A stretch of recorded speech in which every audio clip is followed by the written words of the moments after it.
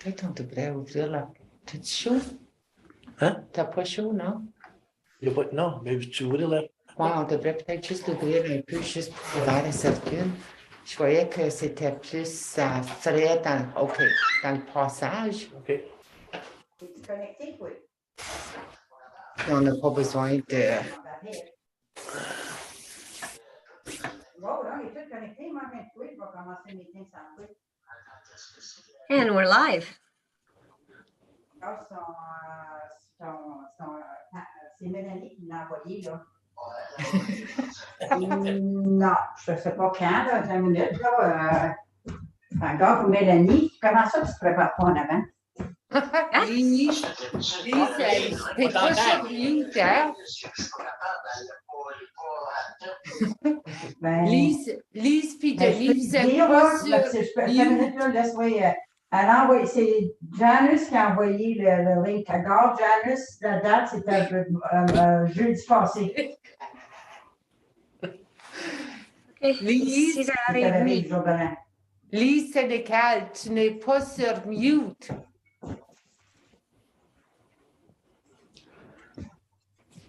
As-tu compris, Lise? Yeah, he tried to call me. He said he cannot reach. I told him it was Janice that sent the link last week. So he thought he was looking for mail. It was not in any email from mail. So I'm going to go and give him the date and find it and give him the date. It was, I got the link that was shared to us by Mélanie. Oh, d'accord, là, si tu scroll down, là, ça dit, là. Okay, we're past le site, 6:30. là, ben, comme là, c'est pas, OK, c'est peut-être pas elle, non. Madam Mayor? I know, I'm just, Okay. with there's chat in the background, so it makes it a little bit more challenging. Ah, non, là, c'est. I just emailed in the links. Attention, là, je ne sais pas si. OK. Mélanie, là, elle regarde dans celui là, du janvier de 5 à 11h02. Veux-tu, je te le renvoie? Veux-tu? Bon, ben, OK, bon, c'est ça. Ben, press it.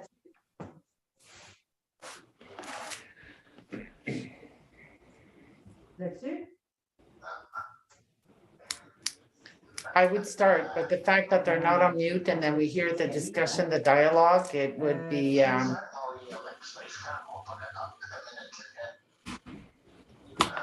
Moi, tout se l'envoyer, là.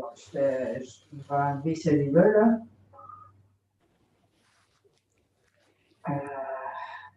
Conseillère Lise, can you put your Ah, ben là, on microphone? va plagiat parce que là, ils vont Unmute. commencer. J'essaie de te l'envoyer, là. Tu l'as, là? OK. Là.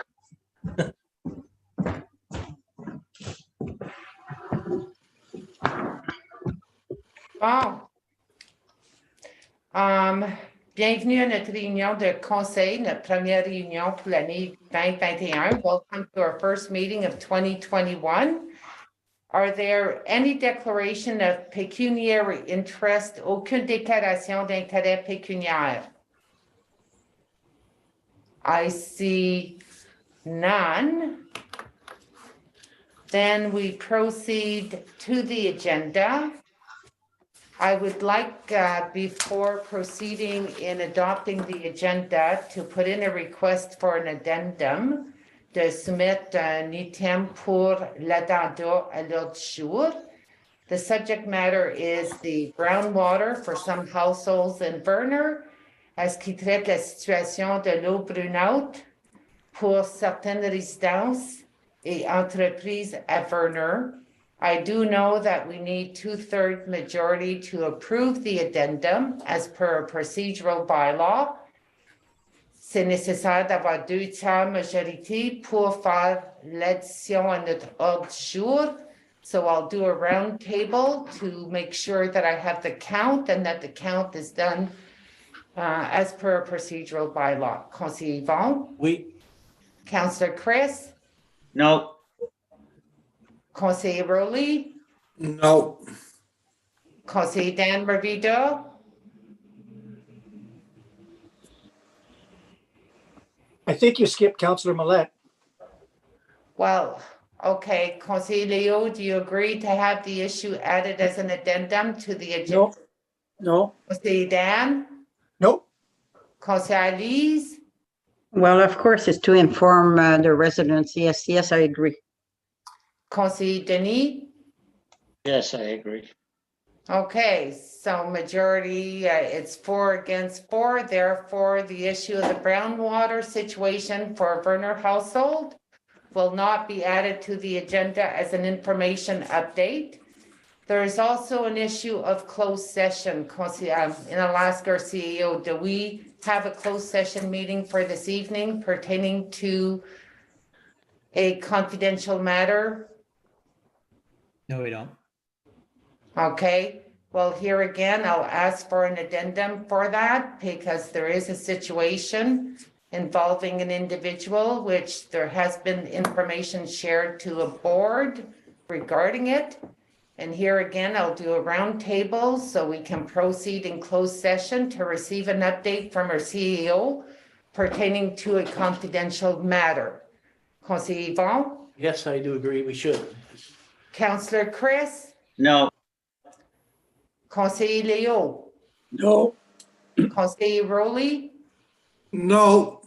Conseiller Dan, No.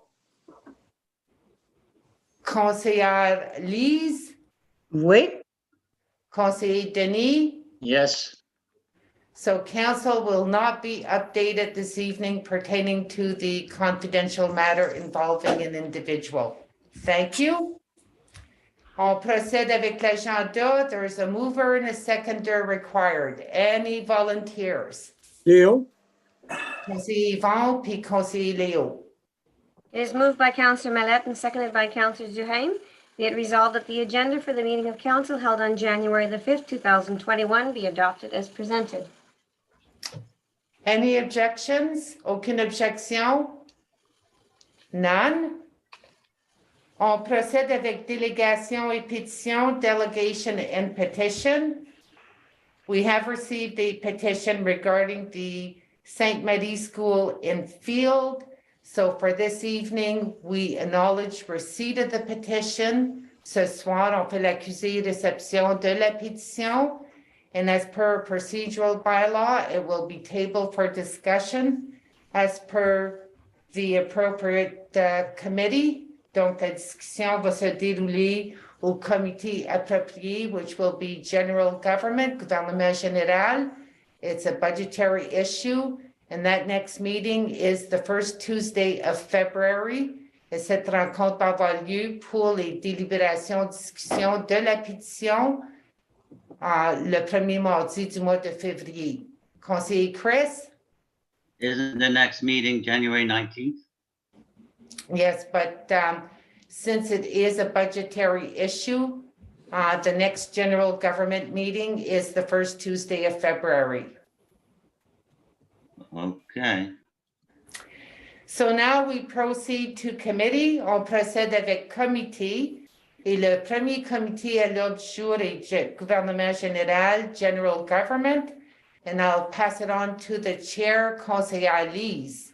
merci, Madame la mairesse. Il y a 5 choses à discuter. We have 5 items to discuss. And the first one, la première, c'est notre site web.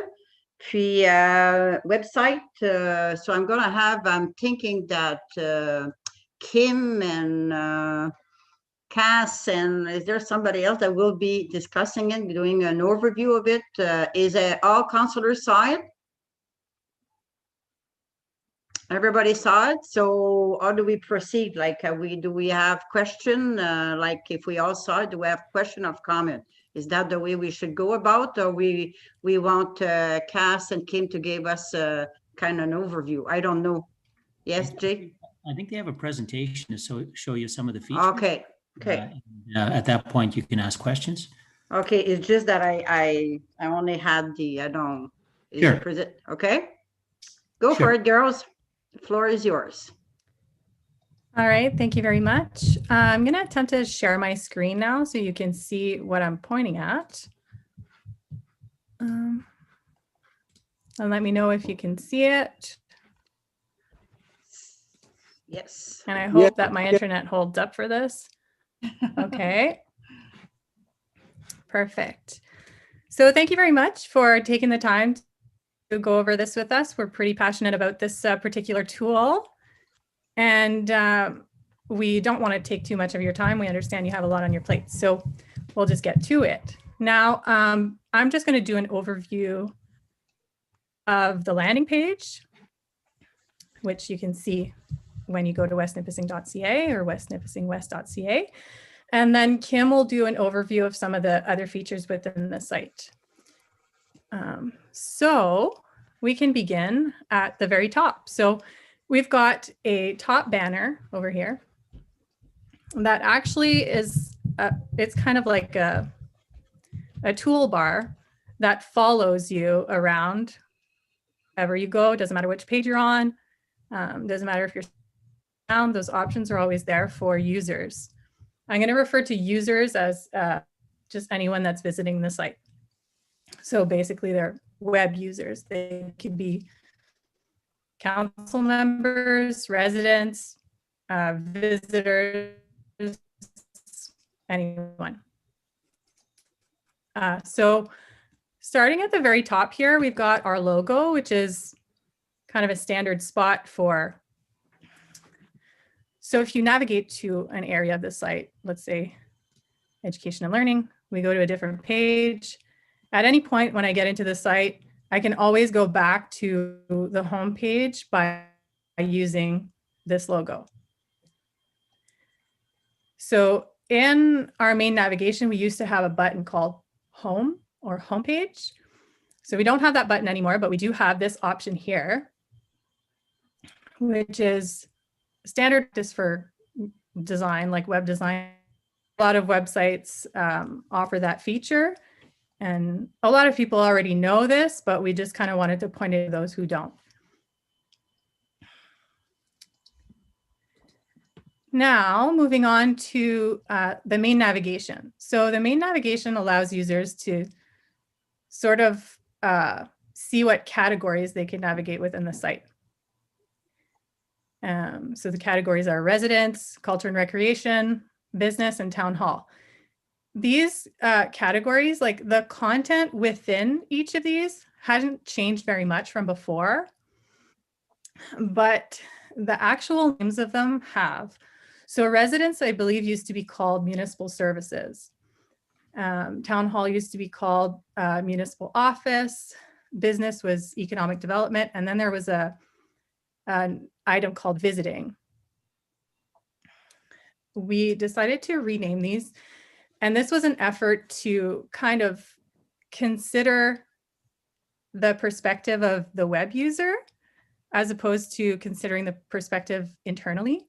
So instead of saying, here's what we are, here's what we say, who are you and how can we help you? And so we use this kind of concept to rename the main navigation, but we also use this concept to rewrite some of the content so that it's a little bit more user-centric. And then moving on to another area of the top navigation, we've got our French toggle, which is consistent with the last website. It's something that we need. We have a large French population, so it's the same thing as any other French toggle. Doesn't matter which page you land on, you can always click to French and that page will be converted into French. And vice versa, you can switch back to English. You can also do this on news and notices stories, which was not the case for our older website. So it's a nice feature to have. And finally, at the top here, we have at the top right, we've got a handy dandy search engine. So we see through the analytics that people actually don't use this feature as much as they probably could, but it actually has a ton of potential. So whenever somebody doesn't want to navigate through categories of things, then they can just easily click this button and search the site for something. So it's not something that is that common that you would find on the landing page. And if somebody doesn't want to take the time to navigate through, then they can just look it up. And there you go. It gives you the page where you would find that information. So it's the same idea as searching on Google. People search on Google every day. They're very familiar with it. And we hope that this search engine on the municipal website will start to get used a little bit more. Now, so that's our top navigation banner. And then we have our image banner. So it allows us to present some very pertinent information. So this is like very information that will likely change like on a weekly basis. And it also gives us an opportunity to showcase some of the cool community. And we never tell the full story here. It's always just a title and a link so that if somebody wants to learn more, then they have the option.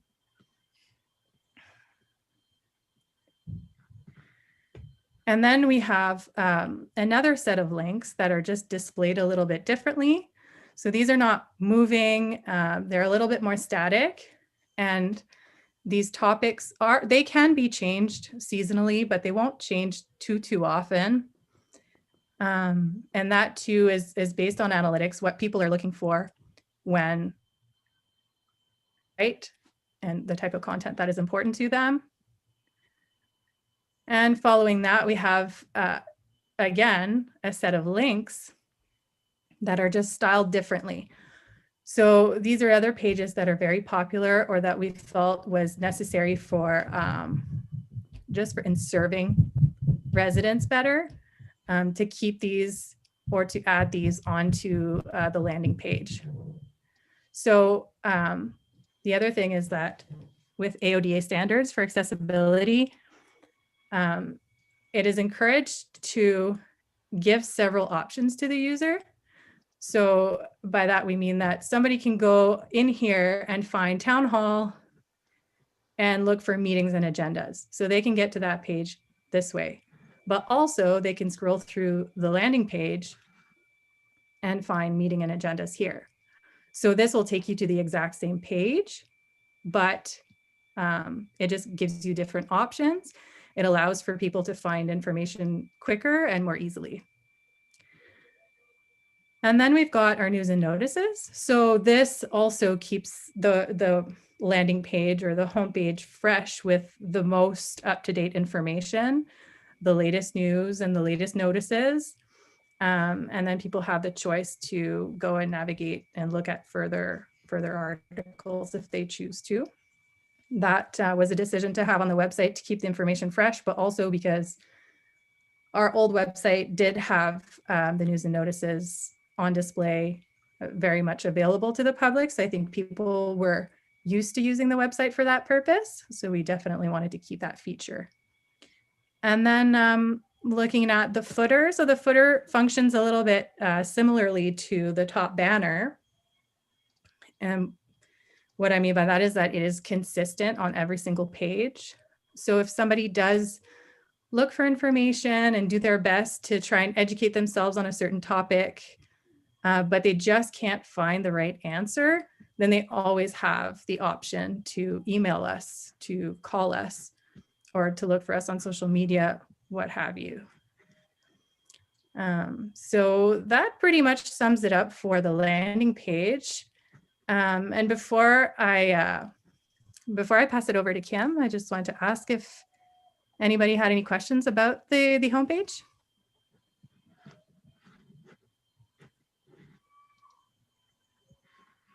I Okay. do have one comment. Okay. And I think people are so happy, you know, that pop-up that we had pertaining to COVID-19 in the previous website, which was the Yes. first pop-up. I think people were becoming frustrated and having that pop-up every time.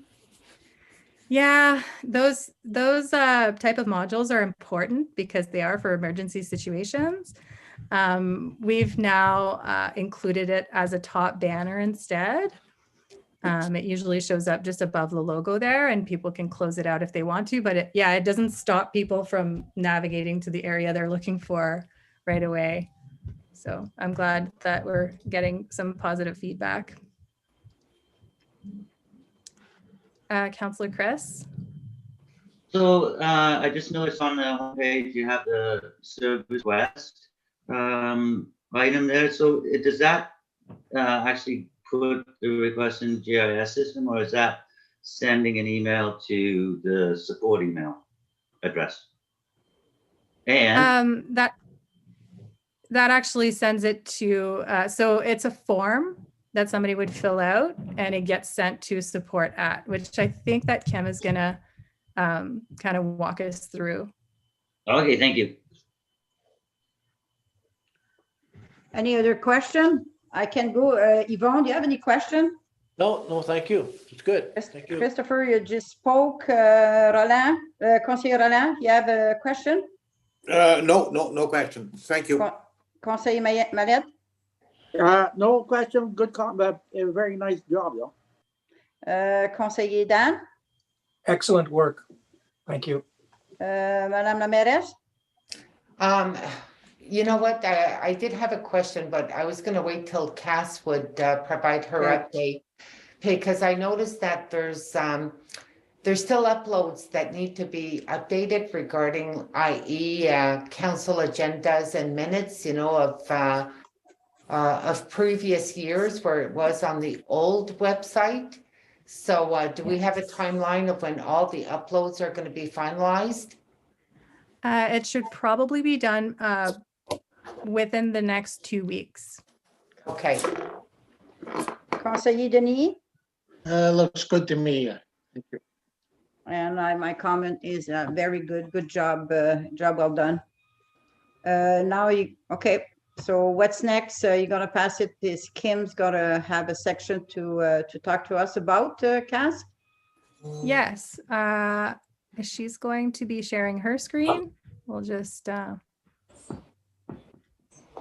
get that figured out now.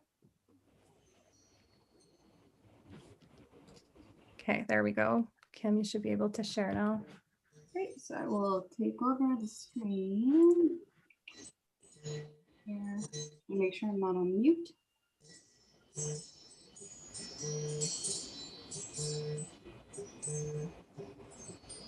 Anybody else hear that sound?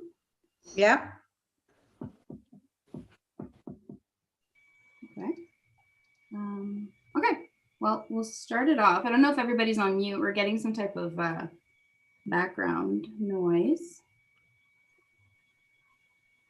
Okay.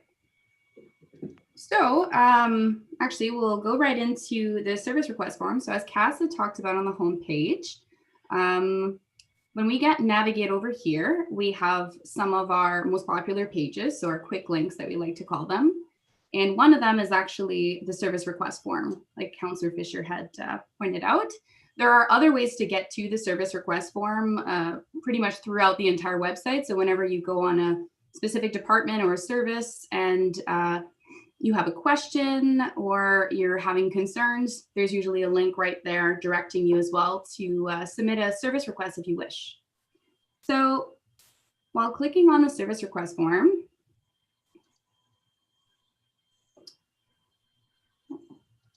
there you go. It's a little bit slower because we have all the videos on as well. So this is one of the forms that we're really excited to implement on our website. We didn't have dynamic. What we call dynamic means like an online form. So it's a form that people fill out and then it's sent to a manager, a staff member, anybody who is in charge of that form or those services.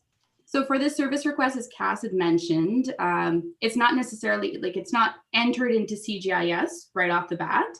It is actually sent to the support at and our operations team, who then triage like as they would a phone call. The bigger benefit with this is that you can simply do it on your mobile phone. You can do it on the internet. You can, well, on your computer, you can fill out a request easily. So it's same thing that we would ask, just like if we'd have a resident calling in to submit a request. They put in their name, their address, their telephone number, and then they can select a category. So the categories will vary, obviously, depending on the service that is requested or the concern. So we have some of our kind of the most popular ones and the popular services that we seem to get. So anything about municipal property damage, garbage and recycling, winter road maintenance, trees, water drainage, anything like that. And of course, there's always the option for others. So if it doesn't apply to any of these, we then provide them an opportunity to describe their concern in detail in this paragraph, and then they simply submit it. So we're really excited to implement that because although we did have the support at email and we've had it for a while, this is just a simpler way for people to be able to submit their concerns or any requests that they might have, especially if they're already navigating our website. Another great tool that I really wanted to talk about today was, and I'm going to skip, so if you're looking at the outline that I've provided, I'm just going to go on to some good news first. So it's right here actually. So on the slider image on the home page, as Cass had mentioned, these are kind of, these are links to pages that we want to direct or educate the residents on. They might be things that are timely or things that we want to promote that week or that time. So as you can see, we obviously have the COVID information page on here. I'm just going to minimize. There we go. We also have the municipal calendar, but we also have one that we've added recently today is our Recycle Coach app. So by clicking over here, we open up to our Recycle Coach app. So this is actually a module. It's what we call an application as well, meaning that it works on our website. You don't need to have a mobile device or a smartphone or anything like that to use it. You can simply use it on our website, but you can also download the free app on your smart device, so your telephone and your tablets and things like that, and actually use the functions of the app, which is nice. So you simply have to go on your smart tablet and you can download it on the App Store under Recycle Coach, or you can get it on Google Play. So this tool is very handy for us and has been for a little while. It wasn't necessarily something that we have been promoting or pushing as of yet. We were focusing a lot on the website and launching it with some of our new tools. So we thought it was a great time to promote it right now. Our staff has been using it for quite a few months. We wanted to make sure that all the bugs had been kind of fixed and tweaked. And because we have so many addresses and so many different sections within West Nipissing and different routes, we wanted to ensure that when the user or the resident puts in their address, that it finds the correct calendar. So what I mean by that is that with the Recycle Coach tool I like to use, there are different functions to it. There are 3 major functions that are kind of our top priority. So just as a side note, it is bilingual. So if a user would like to change the language, they can simply toggle and it'll change the app to the French language as well. Donc en français aussi. Okay, so the first tool that we like to use on Recycle Coach is very handy for anybody who might not be, well, actually for anybody, as well as myself, anybody who might not be sure about whether an item or a product is recyclable or should be placed in the garbage. So What Goes Where tool, you simply click on it and you ask Milo here, where does it go? So over here, they do have some popular searches based off of user searches already. So anything like furniture, styrofoam, paint, and they've recently even added a COVID section. So you would simply select the item that you wish to find out about. So let's go on face masks. And it tells you this is a garbage item. It tells you as well how to safely dispose of them. Little tips, so do not flush these products down the toilet. And then they also provide you with collection requirements. So how to dispose of your waste. So again, this is our information, maximum of 4 bags, the 40-pound weight limit, this set out description when you should be setting out your waste and no earlier than the evening before. So that was just one example, but if some of the items that you don't see here or some of the items that you'd wish to search are not there, you can search yourself as well. And it provides you with that information. Honestly, I've explored this quite a bit and I've searched many items and I have yet to find one that is not on here. So this has been a very, very handy tool. Not only will it be for residents, but it has been as well for our staff. I mean, there are items and there are questions that we get sometimes on the phone in terms of if something is recyclable or not. And it's not always very clear. But with this tool, Jason and ourselves have been working with Recycle Coach for a little while now to make sure that the items are customized to our recycling program. Now, one of the kind of more obvious features of this is the schedule. So over here, the first time you use the Recycle Coach app, it's going to ask you to set up an address. So you would put in your address. I'll just put in the town hall. And it shows you the map just so you can confirm that this is generally the location. I'll confirm. Now, this, not everybody knows exactly what it means, and we understand that. It's a little bit more internal, but because we have so many routes, it is based off of the different sections that we have, and it simply just lets you know that you're a Wednesday. The 2B section isn't necessarily for the residents, but it's just the category that you have selected. And as you can see, this is the calendar. So the calendar views you can view pretty much every single month. It lets you know when your garbage or your waste and recycling is. Same thing as before. If I want to click on the garbage, it'll provide me with my garbage collection requirements. It'll also provide me with the blue box requirements as well. And although I know a lot of people were used to using the old maps that we had that were kind of hard to navigate with all the highlighted colors, we have replaced our maps with this tool because it is accessible and you can use it on your mobile device. You can use it on a tablet. You can also print these calendars if you wish. So you can actually download the PDF and it allows you to download your calendar for 1 month, for 2 months, or 6 months. You can even put in your email and subscribe to receive an updated calendar every 6 months, which is pretty awesome as well. If you want to keep up to date with any of that or any holiday changes.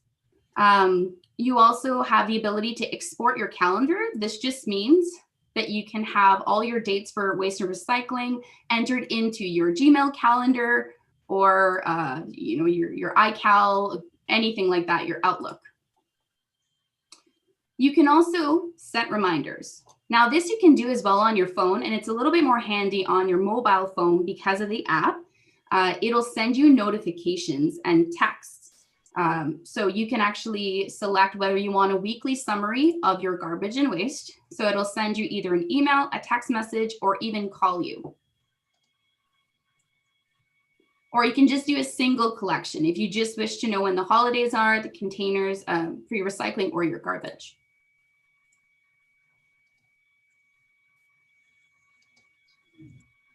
Okay. And as I had mentioned with the reminders, there's also the function to just go right here and set your reminders if you wish. There's a lot of things that Recycle Coach actually offers, and I'm sure I haven't even seen the half of it. The company itself works with tons and tons and tons of municipalities and cities. It's one of the largest Recycle Coach app in North America, and it offers even steps for or tips and tricks for recycling responsibly, how to divert your waste and all those things. So it's been great to work with them as well. So download the app. That's one of the first steps I recommend. We will in the coming days and weeks be promoting. So you will be seeing that on Facebook and Twitter, our social media. We really wanted to make sure that we had a good grasp of the tool itself internally so that our staff was comfortable using it as well when they get inquiries, but that a lot of the addresses and zoned zones were very accurate before we had more and more users using it. So we're hoping in the next coming weeks that we can increase the amount of engagement, the amount of people that actually use the app. And if ever we have anything like a special message that we need, or a special statement we need to send, let's say there was some type of emergency and we're not able to pick up a waste or recycling for a specific zone one day. If they have the app or they have set themselves for reminders and have subscribed, we're able to send them notifications, instant notifications letting them know, hey, we have a special message or a notice. Your garbage unfortunately won't be picked up today or may be delayed. So that's a really awesome function that we have as administrators with the Recycle Coach app.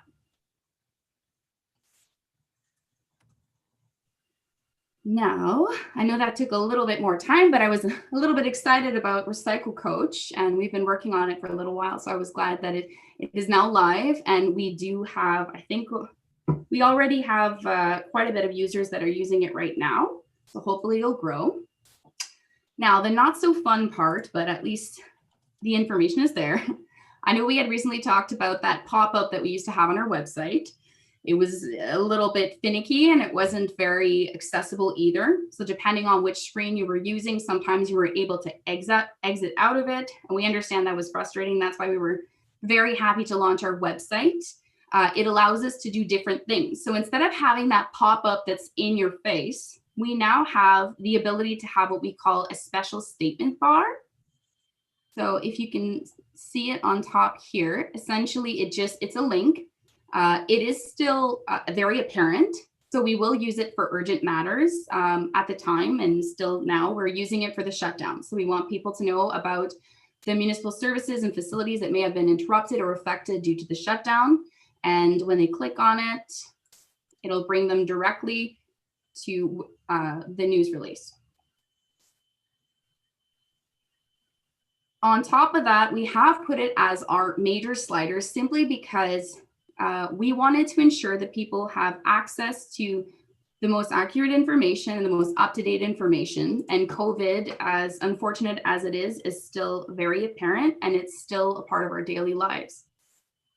So if a resident wants to keep up to date with any type of facility closures that we may have, any type of service interruptions, they can simply visit this page. It's kind of a one-stop shop or information hub for COVID information. So we have here again, those cards that we call, or links, that direct people to other information that's very important.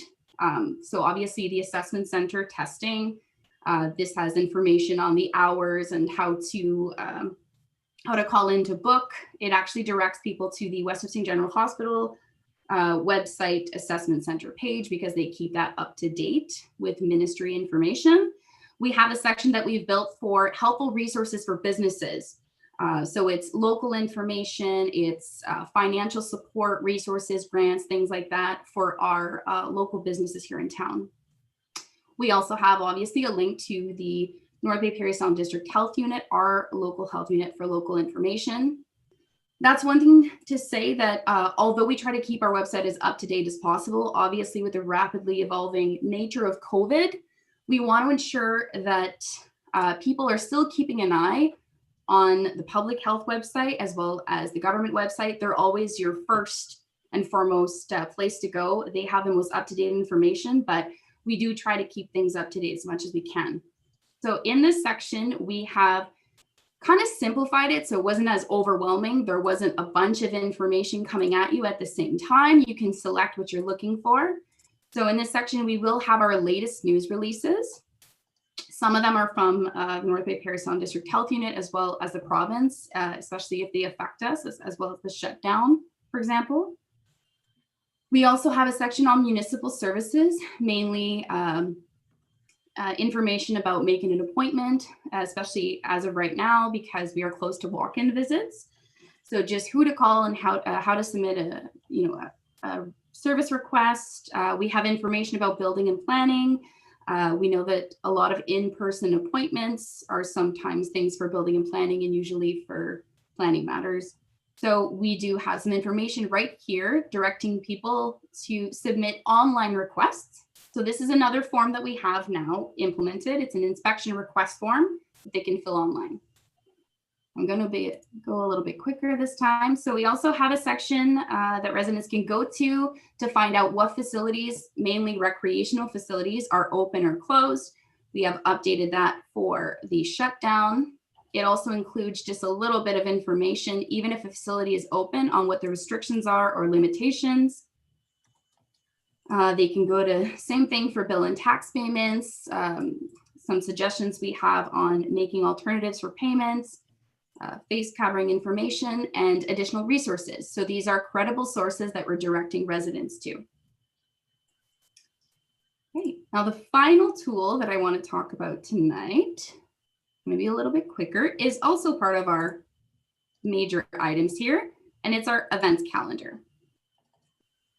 So we did have an events calendar prior to on our previous website. I think it was powered through a Google Calendar. And we did also have a form that community partners or non-for-profit organizations could fill out and then submit their event to be posted on your website. It was a PDF form, and it wasn't necessarily very accessible to people, especially if you're trying to promote your event online and you have an event created on Facebook. You simply want to share the link, share the info. So we did create, or we have now a module. That's what we call, again, a fancy word for, we have something that looks a little bit nicer and functions better. So this upcoming event or module, what we call events calendar, now holds all the community events, as well as our council meetings, planning meetings, things like that. Obviously, there aren't a lot of community events right now because of the pandemic, so we don't really have any super fun things on there, but we're hoping that in the future, people will be able to send us their items and we'll be able to help promote their community event. So it's a very functional tool as well, because you can actually view, depending on whether you're on your phone or your tablet, you can view things by list, by month, or by day.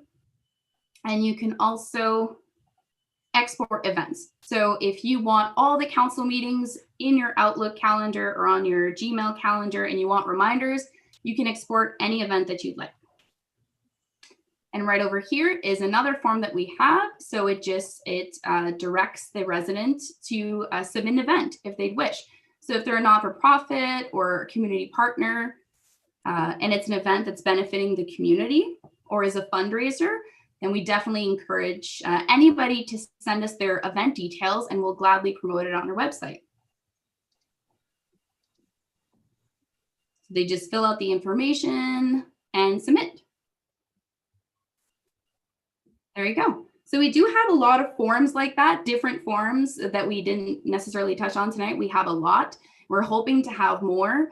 This is just something that is user-friendly and is very user-centric. So we want to provide that service to somebody who is already on our website, or maybe pulls up their phone and would like to send us a request or promote an event, or maybe even request an inspection request. And so we're hoping to expand on that in the future. But for right now, we're pretty excited about the tools that we have implemented so far. Are there any questions, or? I'm going to do a round table. So Yvon, conseiller Yvon, conseiller Yvon, question ou bien commentaire?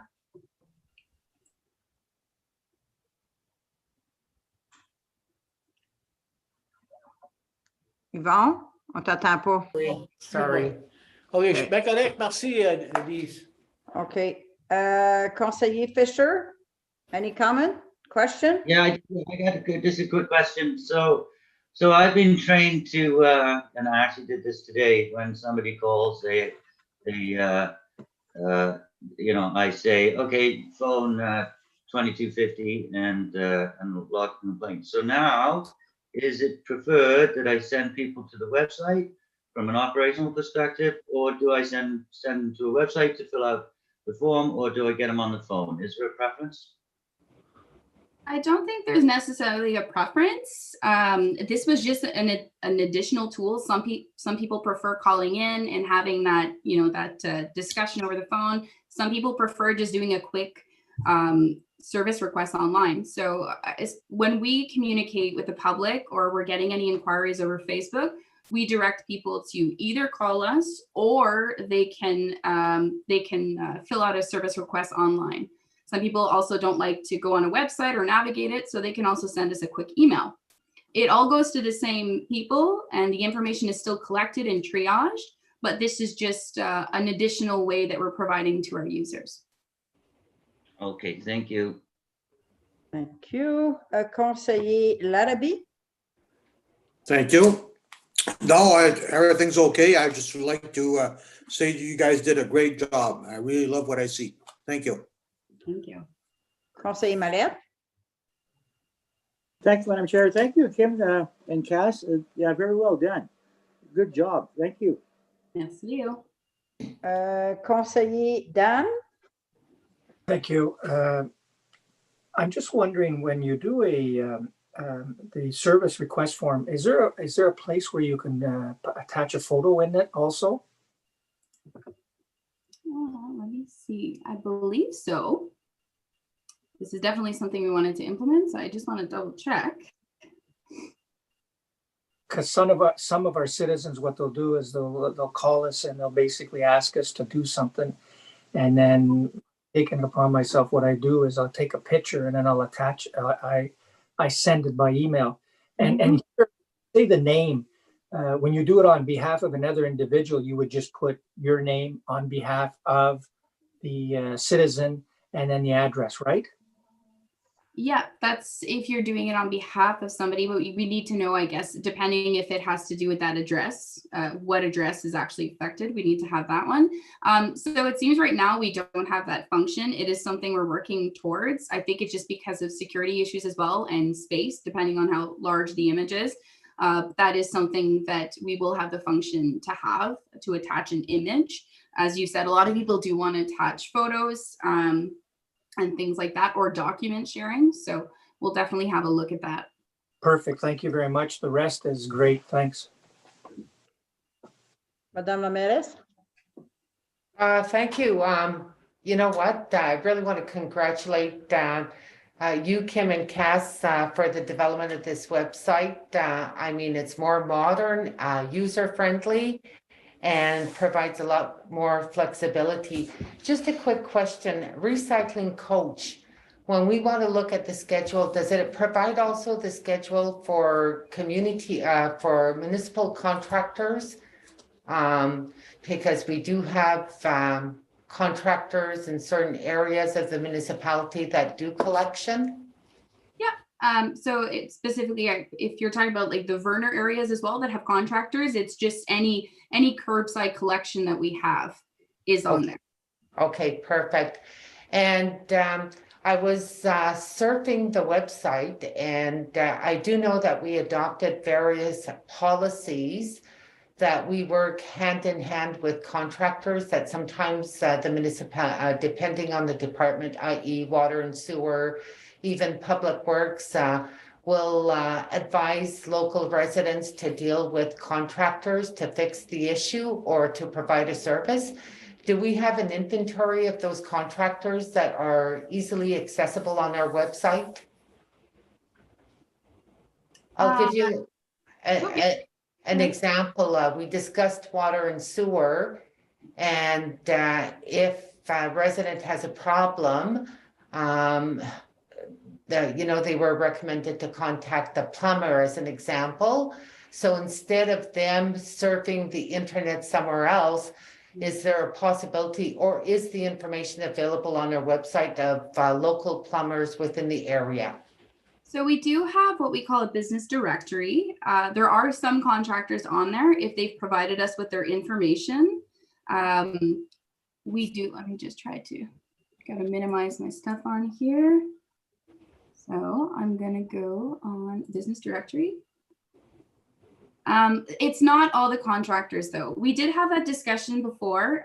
We know we had some questions about contractors and where to find them and things like that. The one thing with that issue is that we don't want to promote one specific contractor over the other. Some contractors might not be online. They might not have seen this. It's kind of that issue as well. And endorsing a specific contractor can be not necessarily endorsing it because they're on their website, but we would like to at least have a section over here that is a little bit more expanded on businesses and contractors. So if they wish to provide us with their information and would like to promote their business on here, we will add their contact information.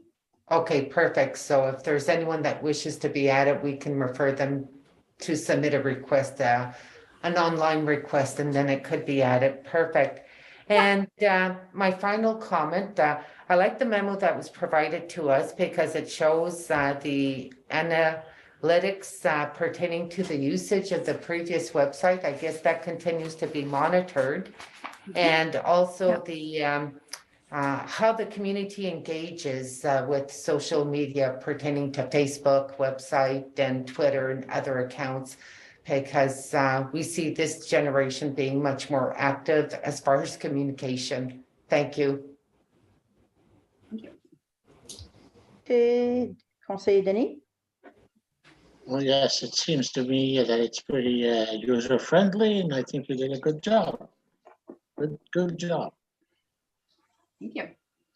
Okay, I do have, merci, Conseiller Denis. I do have a question. You're talking about the request form, and that's the one, the same, when you're talking about that, it's the same request when people wants to do something, and they can send an email, the phone. So it's not replacing anything. They'll be able to use that, because what we need to understand, there's a lot of people that don't use, that would never go to the website. So they need to have, it's not replacing anything. So that's one. And then the recycling coach, I really, really like it. So, but we don't have to download the apps because I'm not too technically, and I don't have to download. I just can go on my laptop and check it out. I don't have to have it on my phone. Yeah, exactly. Okay.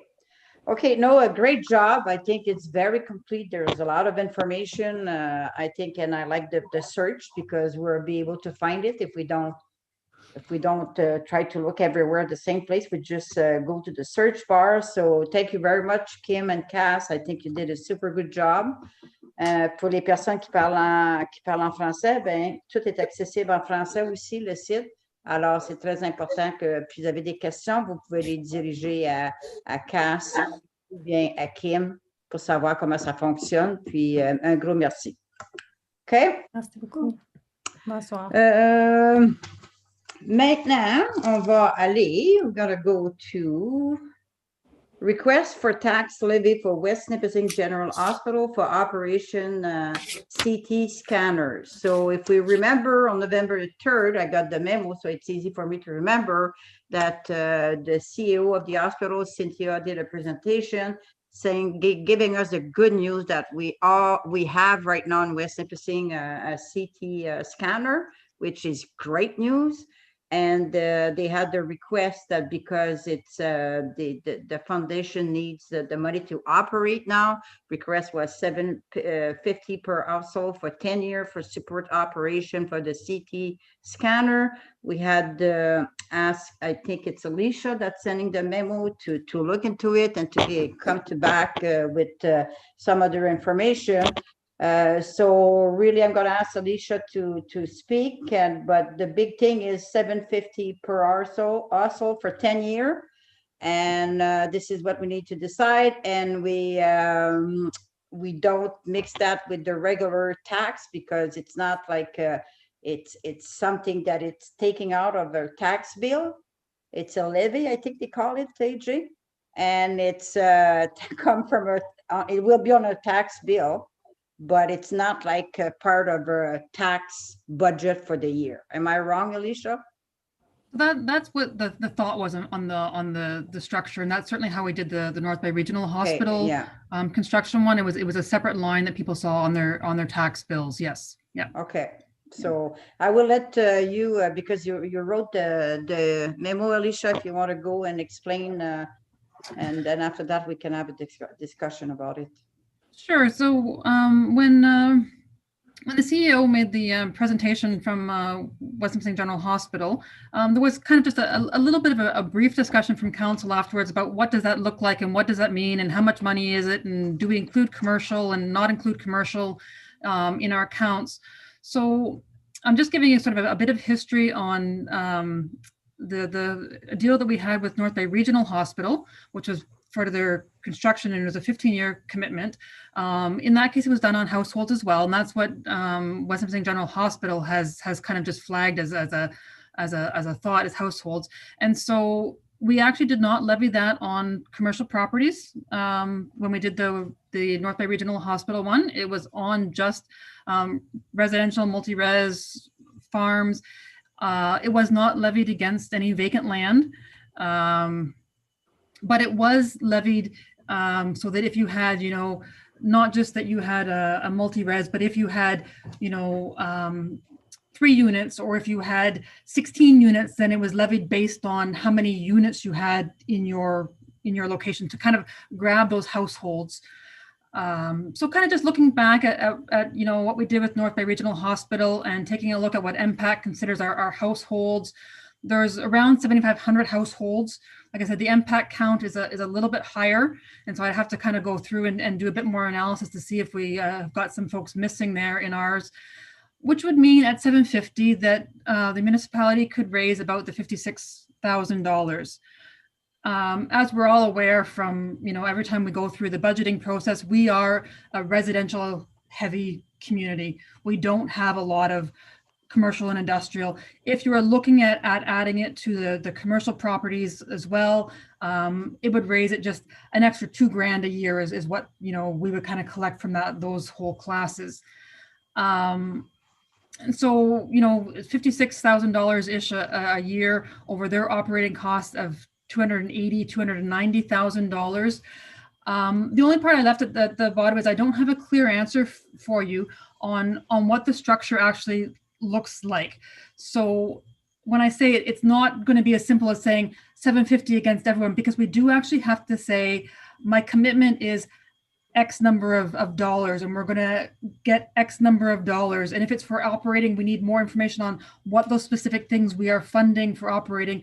So I will need to come back if council wants to go this route and wants to go that, to actually solidify what the agreement's actually going to look like, what the paper trail is actually going to look like from our end, from the hospital end, and things like that. So there is some more back end work to do before we bring you something in front of council saying, yes, we're going to go ahead and levy this amount. But if council, you know, supports this initiative and supports the 750 as a figure and wants to go there, then, you know, I'll work on getting the package so that it's a doable package.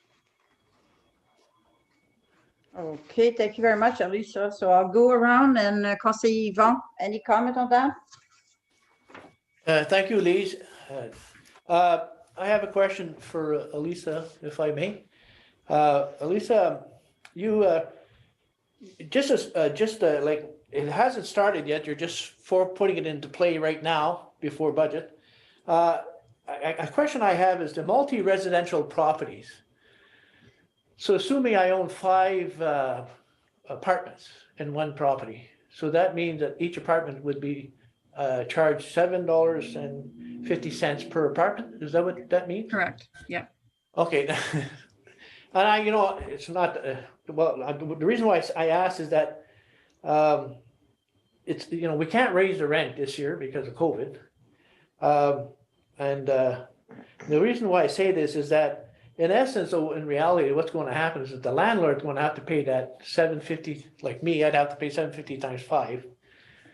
Because I can't impose it on the people living there. And that's unfortunate because in essence, the people in my apartments are going to have an opportunity to utilize that scanner, and they should be paying like everyone else that owns a house in some way.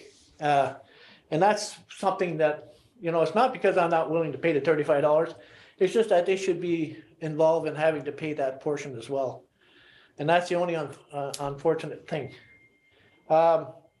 You've also mentioned here that you're excluding vacant lands. Why would that be? Why would you exclude that? Like, you know, the reason why I say that is because we have Union Gas that has a lot of property. We have different companies that have a lot of property. Why couldn't they pay? I mean, as a contribution.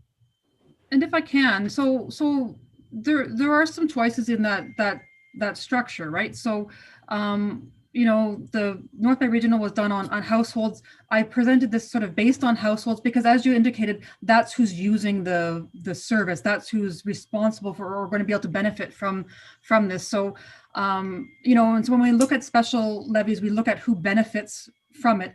If council wants to consider, we're blanket going to apply it to every property, at some, different amount or whatever, I can look at how that's going to go because, again, if we either have to group people together as a benefit or we can apply it blanketly, and we can take a look at that. Absolutely. If this is just kind of that per household, the more common structure. Yeah. But if you want to look at what, can we apply it to everyone and how much do you want to apply it and how much are we going to collect and apply it to vacant land and absolutely everybody? I can take a look at that. Yeah. Okay.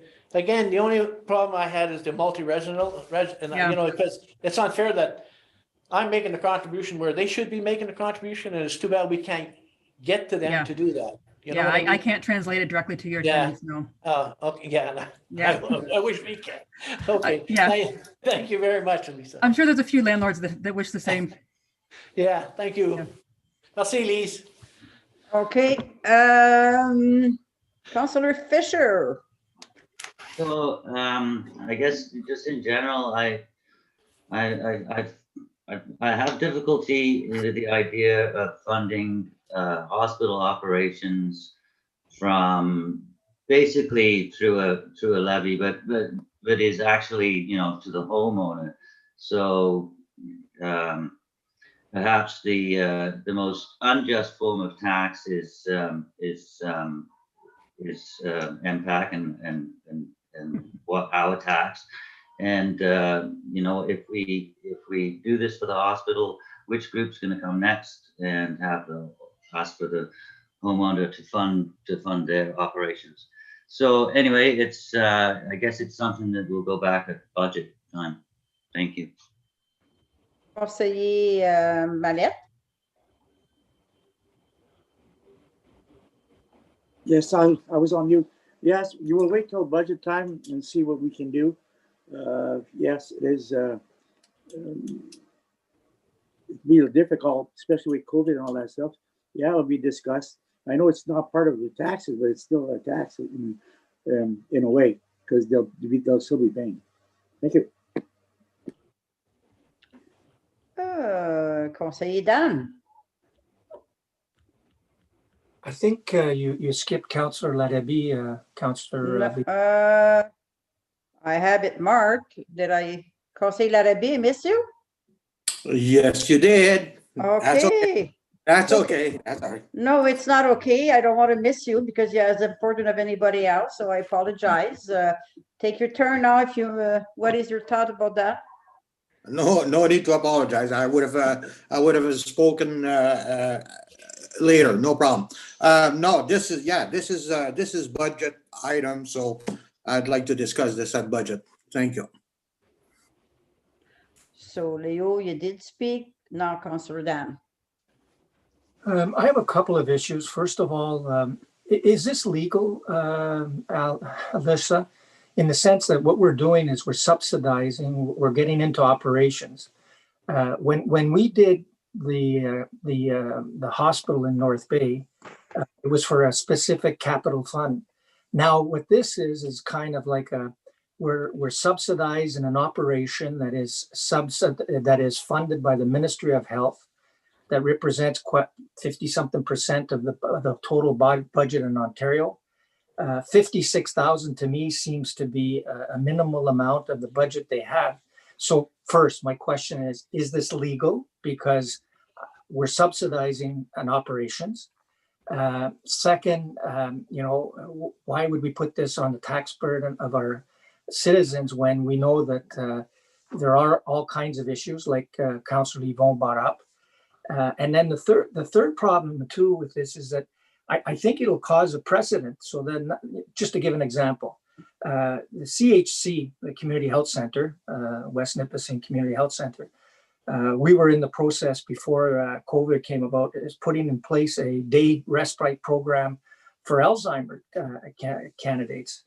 If we ran out of money, does that mean that we could come to you, come to us as a municipality and say, listen, this is a very important issue in the community. We have all these people that need respite because of their second halves that are inflicted with Alzheimer's. So it's an issue here that I think that we may be causing a precedent. So I guess I'll let you answer my questions first of all. Thank you. So, and that's where I was leading a little bit with my, it's not that straightforward, but I would work at getting an arrangement that was legal if council was looking at supporting this, because off the first cuff you're thinking funding operations of an alternate board is more challenging than funding construction.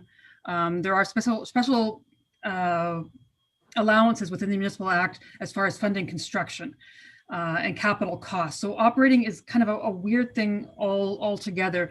There is a little bit of wiggle room within kind of affiliated boards that if we have as I said, if we have very specific details on operating and what that looks like, and then there is again, this is where we said we did North Bay Regional as a levy, as a single line, versus what might have if there's a commitment that is built into the budget, and that commitment is for various community things that can be applied to by anybody and things like that. So there is certainly some challenges with funding operations, and I don't have all those answers for you, but before I started creating a significant agreement or looking at the structure, I wanted to see if council wanted to do this 750, but then there would take some work, Dan, on or Councilor Revita, on getting an agreement that stays compliant within the Municipal Act. Yeah.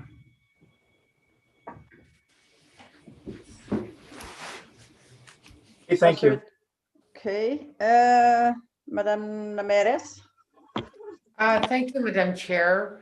I sort of remember when we got the presentation that the CEO of the hospital identified that the operation of the CT scan is not funded by the ministry, and that they needed to find mechanism to do the fundraising for the operation of the CT scan.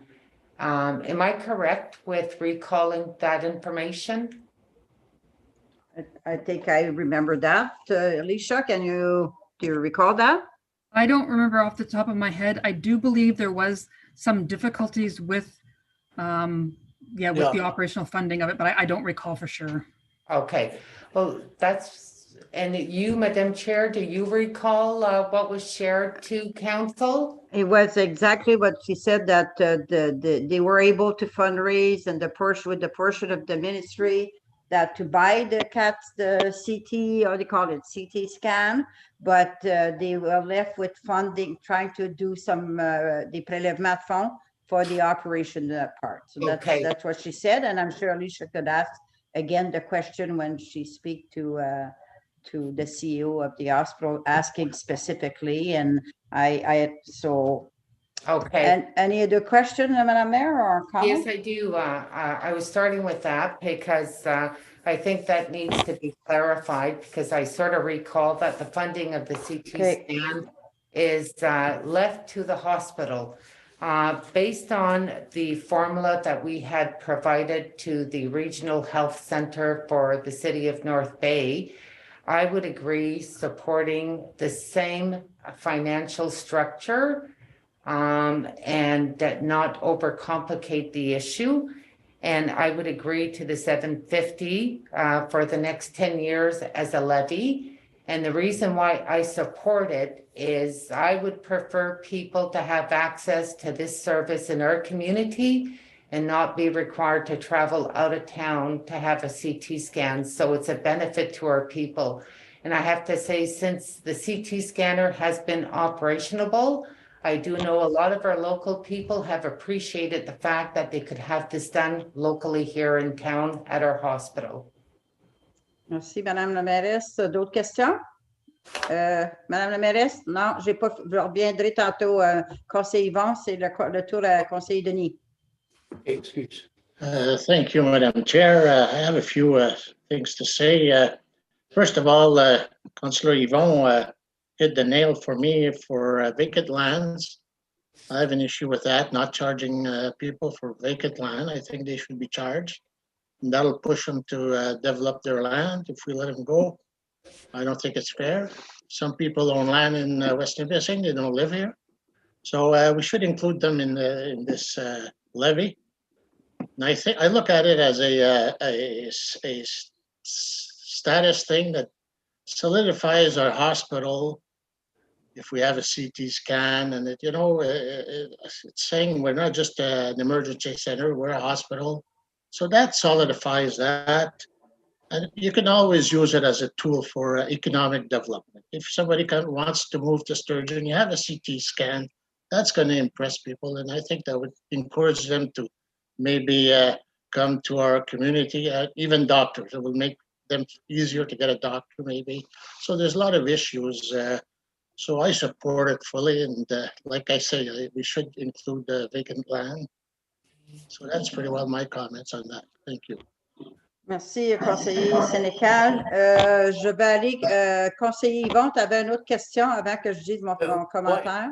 Merci, Lise. C'est juste pour vous aviser, just to let you know that the approximate cost of maintaining the CT scan per year is approximately $250,000. So it's a costly issue, but nevertheless, the machine itself is certainly a blessing, and it's useful and it's handy, and I think I don't mind paying that money for a year for that machine. So it's just my comment. Thank you very much, Denise. Thank you.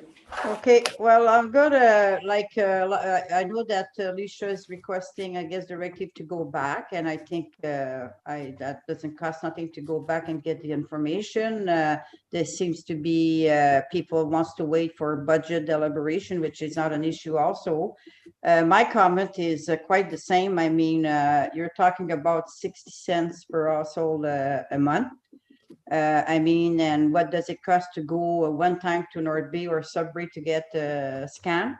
And it will be faster. Sometimes there's a waiting list, and it could be, so I don't see, I don't see any problem that we're doing it that way. I think there's a lot of other places they're fundraising all the time for cancer research. There's different way of doing it, and that's a way to do it too. So I'm sure Alicia will come back with legal whatever, if there is, because I mean, look at the hospital. Almost all hospitals are doing some fundraising for something specific. Some are equipment, so some staff. I mean, so, and it will be an add-on to the municipality to have that added services. And I don't think there's anybody around this table or around this municipality that doesn't know anybody that need to go to Sudbury and North Bay to have a scanner, and it costs a lot more than 60 cents a month to go. As far as the landlord, I can understand Conseiller Yvon, that, I mean, you got 5 apartments, it's 60 cents times 5 per month for all your tax. Is it worth it? I think like anything else, we need to make a decision on that, how much, and to make sure that we're lucky to still have an hospital. Whatever comment that we're receiving, we do have an emergency. We have cancer treatment that's provided. There's all kind of service, mammogram. I mean, so now we have that. So, I mean, I don't understand why people would not be in agreement with that. I would respect it, obviously, but I mean, I think we need to get all the information. And again, and it's sad, but I mean, we'll have to go at what's decided that at budget time, what we're doing with that. But I would definitely support it. I mean, even on being on retirement revenue, I won't even see the 60 cents. I'll blame it on the tax anyways. So what's the difference? So that's my thought. So is it fair to say that Alicia we're directing Alicia to go and get all the information that was asked? A question by Councillor Dan, legally by Councillor Fisher. Anybody? Councillor Fisher, are you there? My God, you're really sometime, I don't know, come you cannot move like that. So anyways, is it okay to say that Alicia will come back with all the question and we'll discuss it and make a decision on budget time? Is that? So can I have a show of hands? Some people say yes, because we need to direct staff. Okay, so I got 1, 2, 3, 4, 5. Okay, so Alicia, you got directive? Yep, perfect. Thank you. Thank you very much, Alicia. Okay, now we're going to, let me see, discussion. Oh, yes, discussion of the 2021 budget process. We are at this time of the year. We had received a memo from our CEO with recommendation option, and we need to start talking very soon to when we're going to be starting. So I would I don't know, Jay, about, because you mentioned a few different things about it, so maybe we can start with the Zoom. You mentioned that Zoom, obviously with the new thing in place, that's the only way we're going to be able to do our meeting, which I guess that would be one, a very easy around the table, if everybody agree with that, because that's the only way we can do it. Right? I didn't think that was an option. Yeah.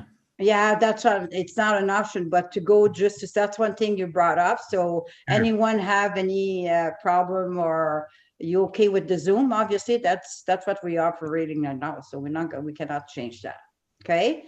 So, and the second thing was that you did mention that about that previously, I've got to read what you said. There were some discussion last year regarding whether having the previous year actual was necessary for future budget deliberation. So can you elaborate a little bit about it? Then after that, we'll go around and see if people agree with that. Well, thank you, Madam Chair. There's also, talk in general with respect to, trying to start earlier and all of that, and one of the ways that happens in other municipalities is basically they're looking at the budget submission for the following year, and they're basically looking at it as a strategic document to determine what expenditures within that, within what is being presented is acceptable, what needs to be pared down. This council last year suggested that in order to do that, you needed to know what the expenditures were for the year before. I'm not quite sure that is absolutely necessary to arrive at a budget, at an expenditure amount or a tax levy. I think it's good information for council to know in terms of year end, how we fared, where we spent, where we were over, hopefully nowhere, where we were under, and so on. But I don't think it needs to form the major part of the deliberations. And that's just my opinion and advice going forward. But, if council wishes, as I indicated in the memo, to wait for that, and if they feel they're floundering otherwise, then I would recommend, or then we would be starting towards the end of February. The other thing I said, I think is pretty obvious to everybody, that it wasn't a normal year. We've had arenas shut down, we've had parks shut down, we've had additional costs with COVID with respect to assessment center. We've had additional funding with respect to assessment center. So I'm not 100% sure that 2020 is going to be any indication of what's going to happen in 2021. If you asked me to guess, I would have an equal guess to any one of you with respect to what's going to happen in 2021. My guess, and then we can take a poll, is that things won't really get back to normal until about June or July of this year. And some say that I'm optimistic. I think that's pessimistic, but hopefully we can get those vaccines out and get moving.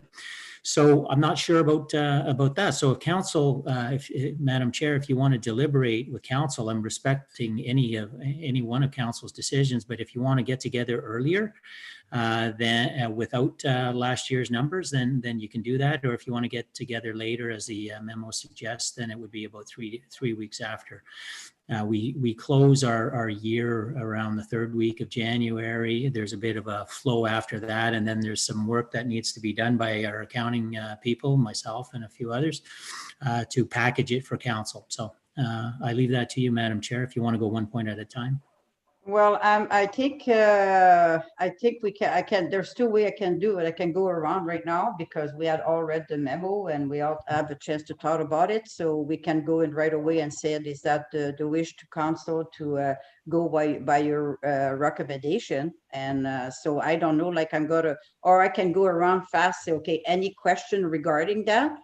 And after that go around, it's going to take about 30 seconds. So I'm going to do it like that to give a chance to everybody to see if they have something to say. So Councillor Yvon, a comment, and after that I'll go back to see if you support our CEO recommendation that not to get the year actual from last year to before to do our deliberation. So any comment? And you're off. We cannot hear you. Geez, sorry, my fault. Thank you, Madam Chair. No, I agree with Jay. This year and last year have been two totally different years. There's, struggling. We've been faced with fires and then floods and then COVID and then COVID again this year. People are saying, Jesus, is it ever going to stop? But that's just, and he says, there's a light at the end of the tunnel. Let's hope we see that light soon. And I'm hoping that something will be normal through 3/4 of this year. So that's all I'll say till you want to hear more about. Okay. Do I speak about what Jay's suggestion? No, here? we gotta go Okay. just a comment and then Okay. it's gotta be, you've gotta give Mel a break and try to do it the right way. So it's very clear. So she's have Okay. it. So Conseiller Fisher, any comment? No, I'm good, thank you. Okay, Conseiller Roland Larabie. Thank you. No comment. Okay, Conseiller Mallette. Same thing, Madam Chair. Conseiller Revida. Yeah, I agree. You agreed or a comment? You have a comment? You agree? I agree with the comment that Yvonne said that we don't need the action period. No, Yvonne did not say that. He agreed with Jay that it was a hard year. So we did not ask the question about agreeing. Well, I'm if telling we you need. right now. That's all right. Thank you. Okay, you like to be different. It's okay.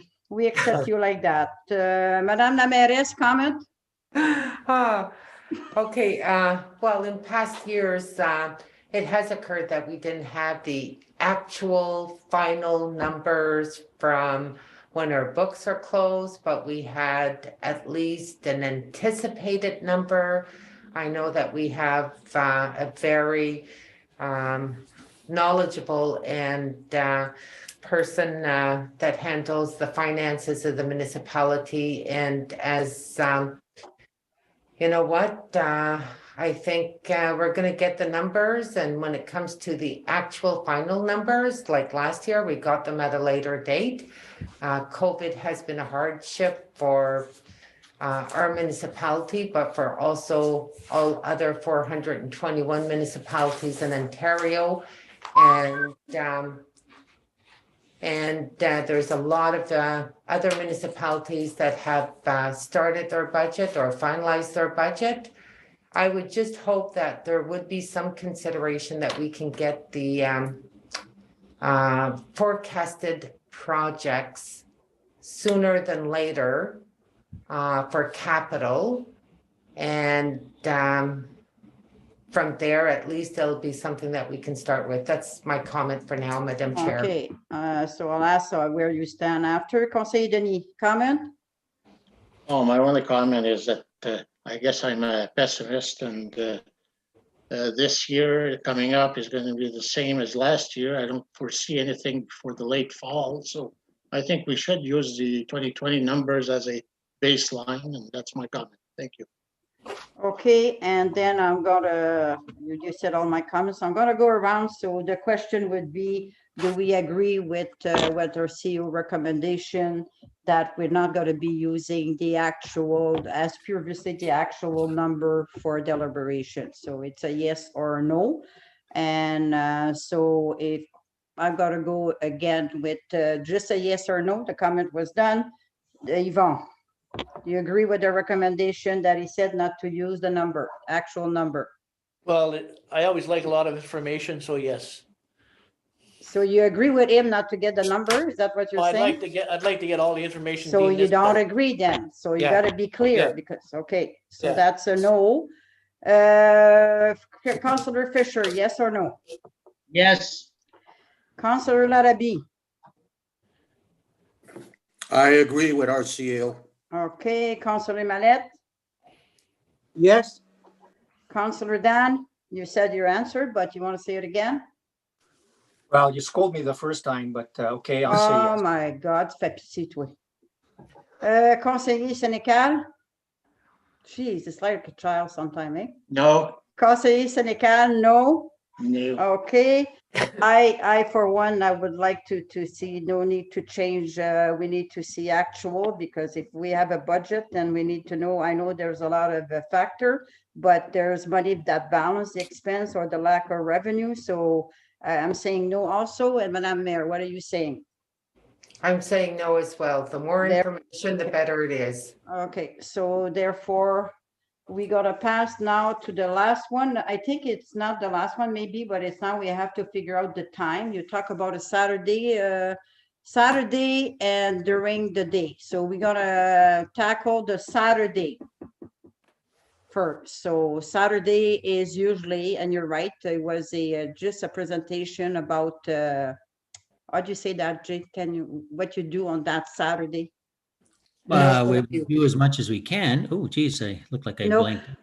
Okay, yeah, and maybe Usually I an could, overview. It's usually an overview. It's usually overview. Okay, another thing that we need to take into consideration also that being in person and being on Zoom is not quite the same, and having to deal with numbers for a long period of time is very hard in person, but at least we can move and we can excuse, you know what I mean? So Saturday, the first thing does everybody, because right now, I mean, I do, and that's a personal comment that I say. We have 2 meetings a month. We have the Tuesday that we can use. So, but I'm gonna go around and ask who wants to that's to be what we did in the past on a Saturday, but with a time frame.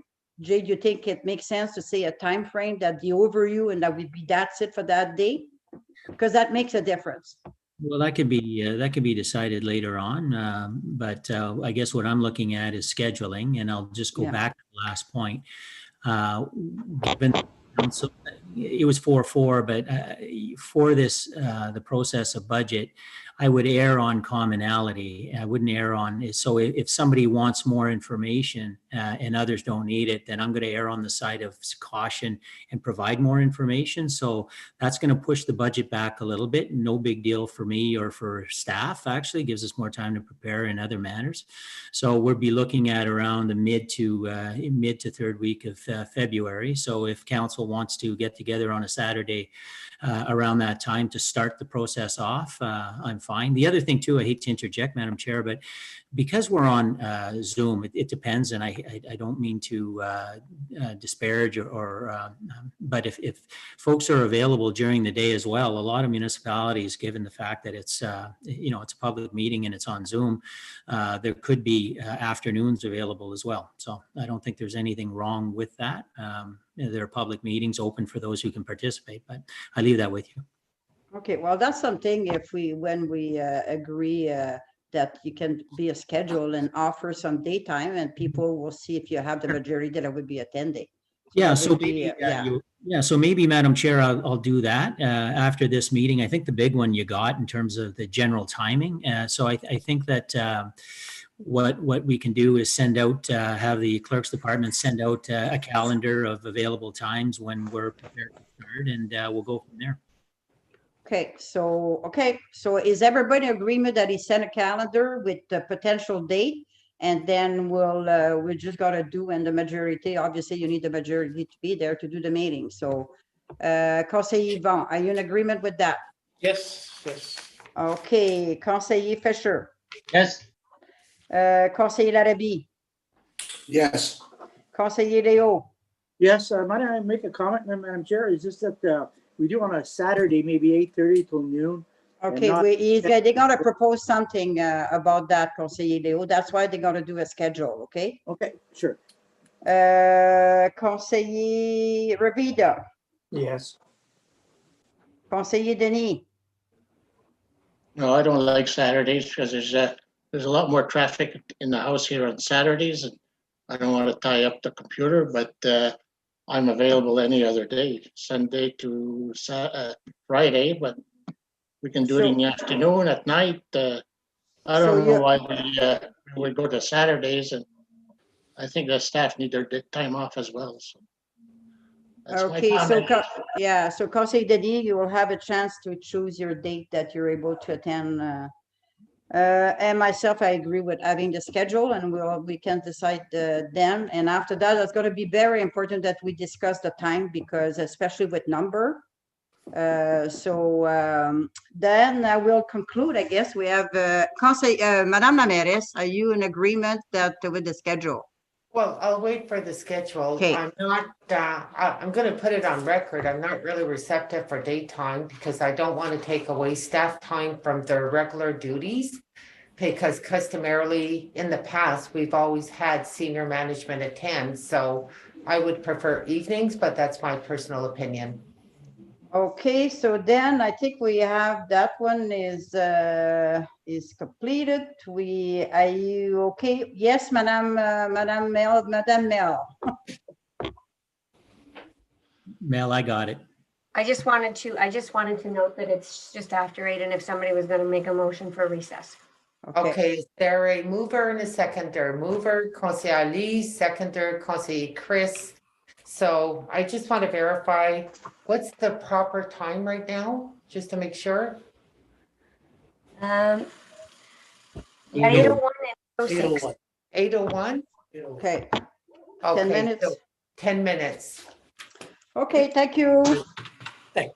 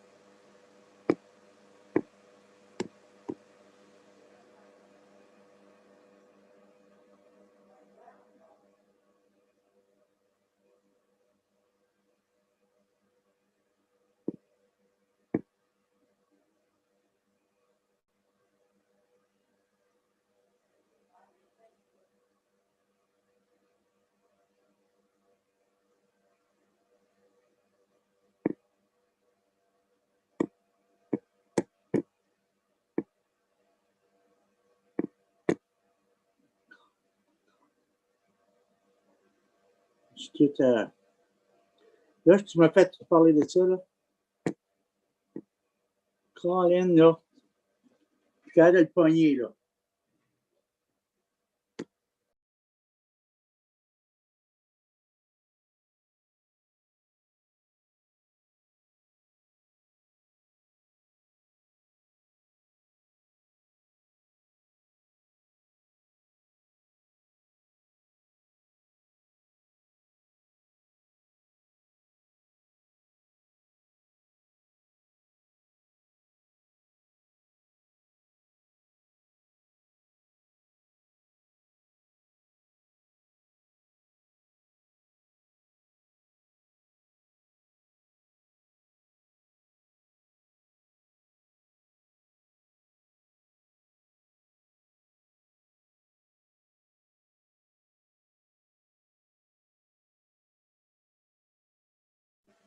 Là, je suis pas mieux. Là, je suis mieux.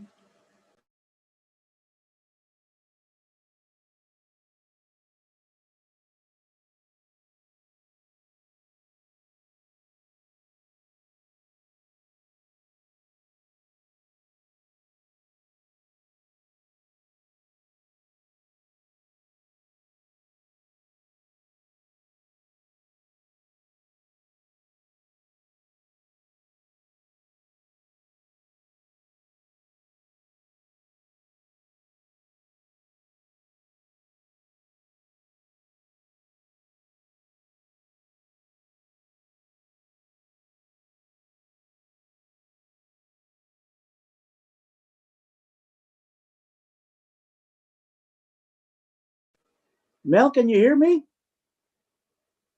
Okay.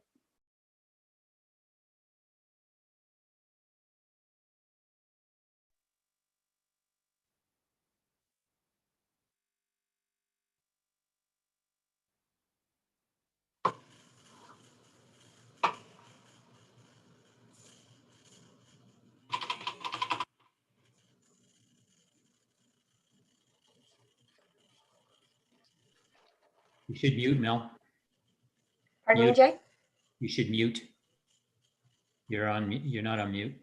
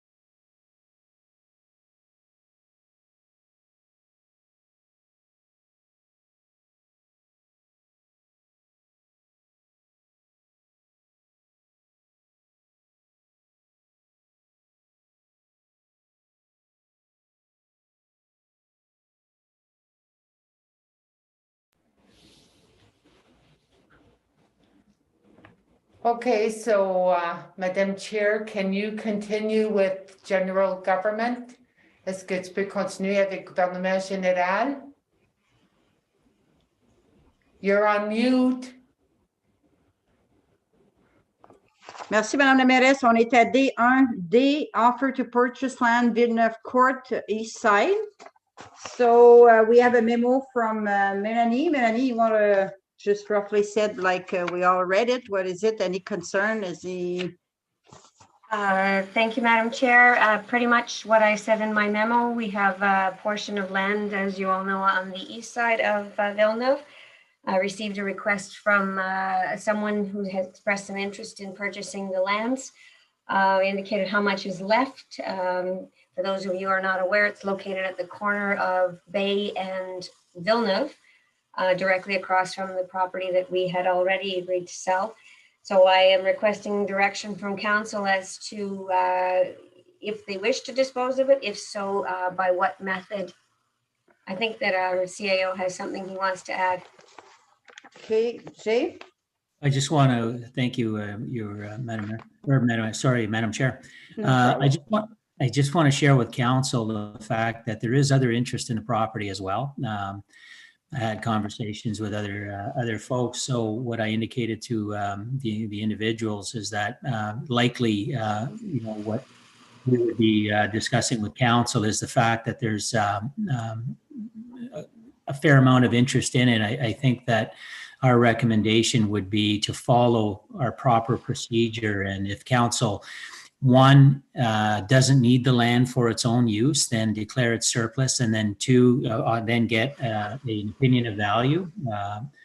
And then three, my recommendation would be to take it to either a tender or an RFP to get an expression of interest for it. And I think that the reason I'm saying the RFP is I think that there are options available to council in addition to price to have a look at other criteria such as what the plans are for the land, when the proponents plan on implementing those plans, and then bring those kind of information back to council so that council, can dispose of the land at a favorable price, but also with an intention that they're going to be getting what they want from it. And so our recommendation is to take it to a tender, not look at sole sourcing public land when there's multiple interest in it. Thank you.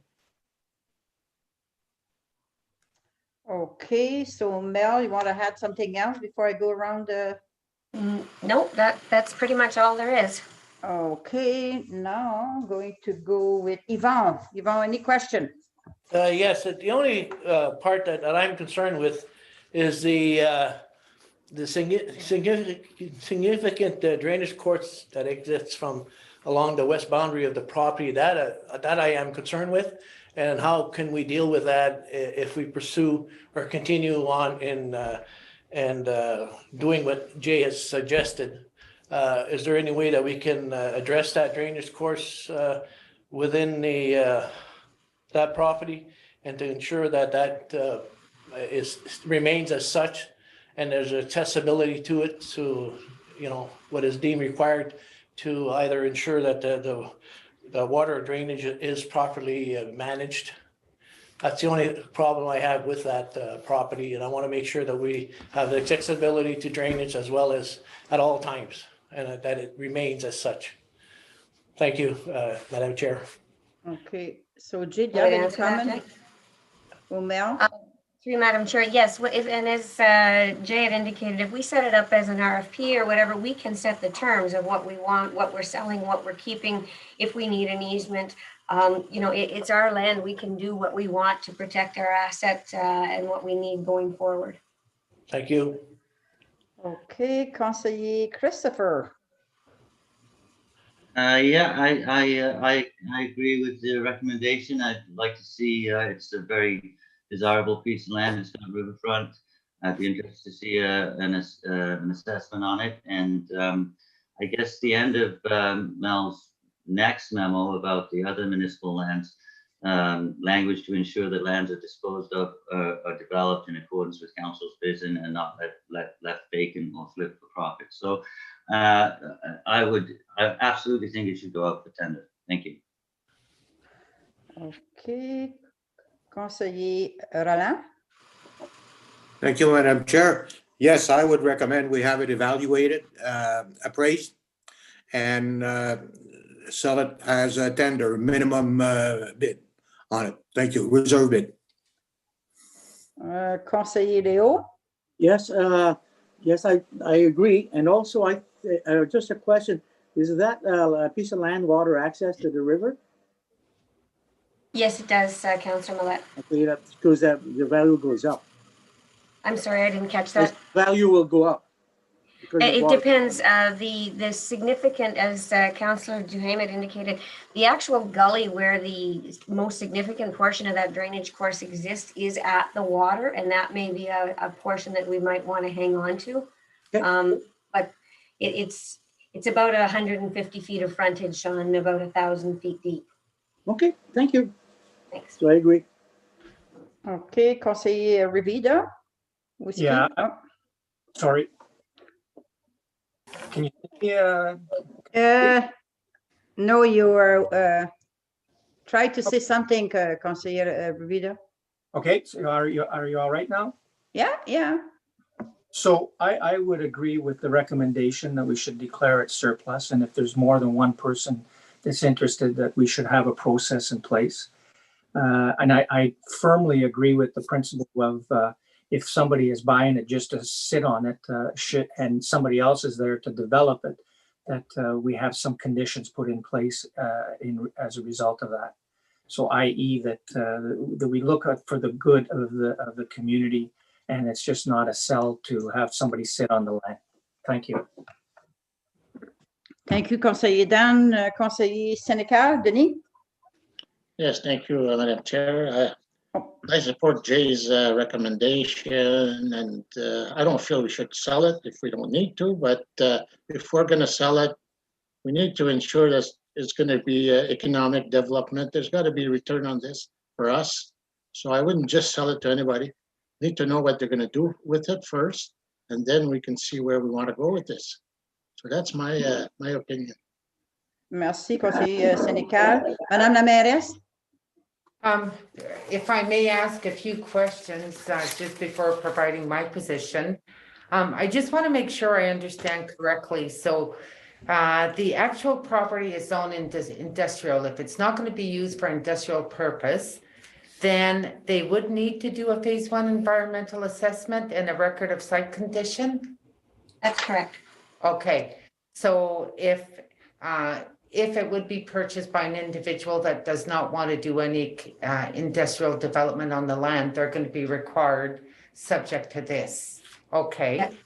I thought we already had an appraisal on that parcel of property because we had already sold nearly 2 acres not that long ago. So did we not get an assessment of that actual land in the last few months, or? We actually, no, we had got an appraisal for the property across the street. Okay, but The portion that was sold, we had an appraisal, if you recall, we had an appraisal for property that we were requiring an easement on. And at the time, council of the day agreed to sell that strip of property for the equivalent price as what we paid for the other one. But it was never actually appraised. okay, so the municipality didn't do the appraisal, but the buyer did. Was the buyer not requested to get some type of appraisal done so we could determine the price? No? No? I'm just No. asking yes or no. No, Okay, okay.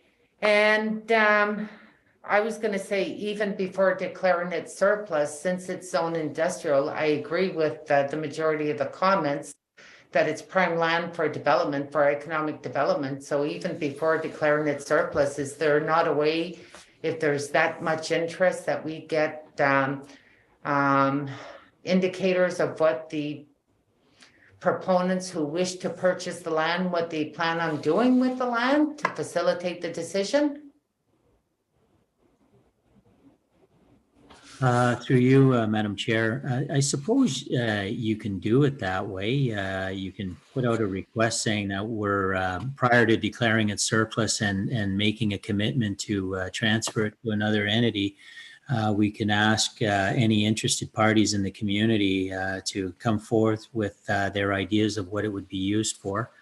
And then that could be a factor in whether you decide to go forward or not. You can do it that way. Okay, I wanted to find out if that was an option, because that would be something that would facilitate the decision-making. Because what I'm hearing is people don't want to sell it and for it to remain idle or just sat on for increase of value for future years. To the drainage issue, well, like in the agricultural sector, when there's transactions, land being sold and there's municipal drains, there's always a portion that's retained by the municipality or easements that are registered on the property to make sure that we can continue to maintain the municipal drain. This would be the same issue with this land, right? Well, it's not a municipal drain, Your Worship, it's just a ditch, but there would be required for some sort of an easement to be retained, yes. Okay. So before even going the route of declaring it surplus, I think I'd be open and receptive in finding out what's the interest out there as far as development on this land, as far as economic development. And if there's something that appeals to council, then we can declare it surplus and go through the proper channel of getting an assessment done. But until doing that expenditure, I'd be curious in finding out what's being proposed. Jay, what do you think? That little corner button sometimes slows us down, doesn't it? I'm okay with that. We can put together an advertisement out to the community, asking people, if they have an interest in that property, and if so, can you declare what it is? Blah blah blah. So yeah, we can probably do it that way first, and bring it back to council and in closed session to protect the competitive interest of whoever's bidding or whoever's submitting. Okay. Good. Another question, Madam Mayor, are you okay with that? No, that's it for me, Madam Chair. Thank you. Okay, well, I just have a question. Did you say that somebody had interest before and we did not sell? Did I heard wrong or right? I'm not too sure. Well, no, sorry. There has been various people talking, but it's only been talk. We haven't received any formal request other than a recent request by one individual. But we have had other people express interest. So I am aware that there's other interest out there. And so, council can sole source it right now if they want. But my recommendation, when you're looking at municipal land, you're the custodians for everybody, and once you get rid of it, as Councillor Senecal indicated, it's gone forever. So it's something you don't take lightly, and so you really want to make sure that you get the best possible use for it. The safest way to sell land is by tender or by competition. That's the cleanest, most open and transparent way of doing it. We have entertained sole source bids on certain lands where there's more information and specific opportunities tied to it. But in general, if it's just to get rid of land, you declare it surplus and you take it to tender. So my view is that I think that the process that you want to follow, I'd have no problem with the mayor's recommendation. I think that provides more freedom to council to choose whether they even want to go ahead after. Okay, so in summary, you're gonna go and see the interest, what kind of interest is there, and then bring it back to council, have discussion, and at that point we can make decision about declaring it surplus. So that's a very brief summary, but if that's what it is. Everybody in agreement with that? Okay. Then I think there's one last one for me, which is discussion. I think I am offered land. Okay, discussion, possible assistance due to COVID. And it was Conseiller Duhaime. So Yvonne, Conseil Yvonne, I'm gonna leave the floor to you and give Okay. a brief summary of what you asking for. Thank you, Madam Chair. Now, as we are all aware, the situation with regards to the virus is in no way better than it was before. And as a matter of fact, one would say it's worse. Businesses and people are struggling, and even more so than before. It's been a long, strenuous, stressful year. Finally, we can see a light at the end of the tunnel, as Jay had said before. Now, with this new vaccine, but until we can return to normal, we are still in a bad state. I received in the past weeks concerns with regards to penalty and interest that have been charged to various statements. And I'm asking if there's a possibility of holding back on interest and penalties for a while so that the businesses and the taxpayers that are affected can try to survive the dreaded times that we're still facing. So it's just the financial hardships that they're facing, and if there's a possibility that we can do this on their behalf to help them out in these hard times. So I'm just asking council if they're, what their thoughts are, and if they're willing to hold back a bit on the penalties and whatnot. Thank you very much, Madam Chair. Okay, so I'm gonna go to Christopher, Conseil Christopher now. So I guess my first question, I guess, would be to Lisa, and are we actually seeing, do we have a spike in I guess, what you outstanding or non-payment? Is there a spike there that's visible? So there is absolutely an increase in receivables in 2020 over 2019. The interesting thing about those receivables is that they are primarily driven from those that are now in 2021 now, that are now 2 years in arrears. So they're primarily driven by properties that were already in trouble at the end of 2019 and were in arrears at the end of 2019. And now that has compounded because they've now got the 2 years in arrears. So it's a bit of a funny looking balance sheet. And I do wonder if that's related to the fact that the province kind of put a hold on our typical collection procedures through COVID, as far as we send very structured letters at very specific times and things like that before we proceed to registering properties, and all of that went on hold. So a lot of our collection procedures went on hold. So, Councillor Duhaime's point is kind of the on the street anecdotal kind of thing. He's got people telling him that there's difficulties. If you're asking me just from what I'm seeing in our books, I'm seeing issues with people who had issues pre-COVID. If that answers your question, Councillor Fisher. Yes, thank you. So I guess I have another question. So we don't have the actuals, and we're not doing the budget till we get actuals. But so doing what Yvonne suggests, what would that do to our financial position? So a little bit, it depends on what kind of structure council would like to entertain.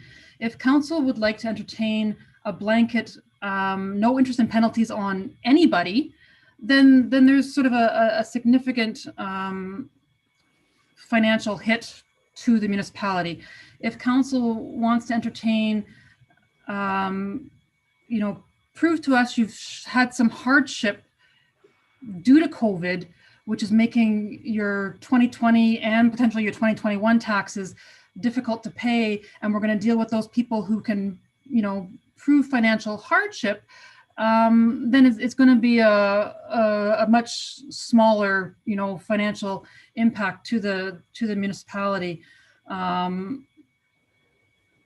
So our penalties and interests are, in the tune of, $300,000 a year kind of thing. So it could be significant if we're not collecting penalties and interest on anybody, and potentially a more manageable number if we are looking at those who actually need that break versus everybody. Okay, and I have just one more question. So generally speaking, like I realize we did this initially, but looking out at the landscape of other municipalities, are other municipalities still doing this, still offering breaks on penalties and interest? So, yeah, I've done a bit of digging recently, and certainly, early on in COVID, just about everybody did something. And it, from what I was able to find, sort of from what I was able to easily find, is that a lot of those arrangements had sunset periods in 2020. So even the ones that were based on need, a lot of them expired in 2020. Now, that's not to say that those municipalities won't come back as they're rolling through the early parts of 2021 and put a new program into place. And there were a few that did some, that do some kind of like, larger tax deferral kind of things. But I'm not seeing a lot of plans that were in existence past 2020. But like I said, we are just at the very beginning of the new year, and it's not to say that other people won't be looking at that in this year as well. Thank you. So I guess so now that those questions are answered, for me, I would say no, and not because I'm heartless, but I would take a wait and see approach. Thank you. Now we're Conseiller Larrabee. Thank you, Madam Chair. I've got a bit of problem with this one. I'm kind of afraid that whenever we're given a break to the businesses, then this would go on the general taxpayers. And I don't think that would be fair to the general taxpayers. It's the business that owes those taxes, so I think the business should pay for it and not put it on the general tax. So with this said, no, I'm not in favor of this. Thank you. Okay, Conseiller Mallette. Yeah, thank you, Madam Chair. Yeah, I'm still in agreement, no, because if they don't pay their taxes or their penalties, somebody else has to pay. So no, I would not. I see for me, it's a no. Okay, Conseiller Revida. The process that you said would be in place, Alyssa, proved to us there's a financial hardship, and so they would have to submit something, and then you would have to determine, you'd have a process in place, I guess, and then you'd have to determine whether we agree with that or not. I guess that would be it. That's correct. And what municipalities, when they were putting those types of deals into place, what they looked at as far as proof does vary a little bit, but in general, they were looking for residential, some indication that your financial hardship was related to COVID. So, receipt of COVID benefits, job loss, things like that are COVID specific. With businesses, they did put some criteria in as far as, actually looking at revenue loss, confirming that you had not received various levels of provincial or federal funding that were related to taxes and utilities and things like that. So yeah, it would be an application process that would ask for some supporting documentation so that we knew that we were giving the benefit to people or businesses that needed the benefit. So supplemental to that, so that would mean that if we were to give them a break, then the tax burden would go back onto the residents. So we always budget for penalties and interest.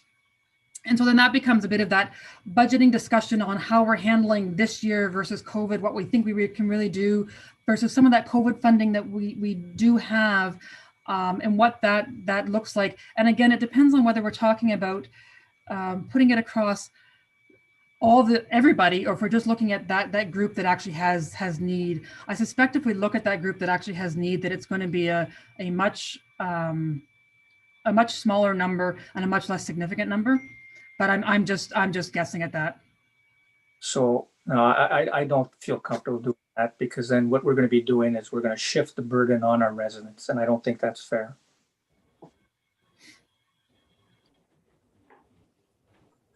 Okay. Madame Sauvage, Madame la mairesse? You know, I've been hearing the comment about shifting the burden on residents, so are we saying that the interest charges will be a burden? Because my understanding is that the businesses will still be required to pay their taxes. For just, I believe Conseil Yvon is asking for a relief for the interest charges for businesses that would be COVID related only. So if that's the case, we're collecting taxes, but we're providing some type of support or relief as far as interest to those businesses. Am I correct That's right. with that understanding? And I think the comment about shifting it to residents is that because we budget for penalties and interest, that if we are reducing that budget amount, because of a relief program, then it's shifting the fact that there's going to be a bigger levy that gets applied across the pool of taxpayers. Okay, but I would not support providing the assistance to those that do have tax arrears.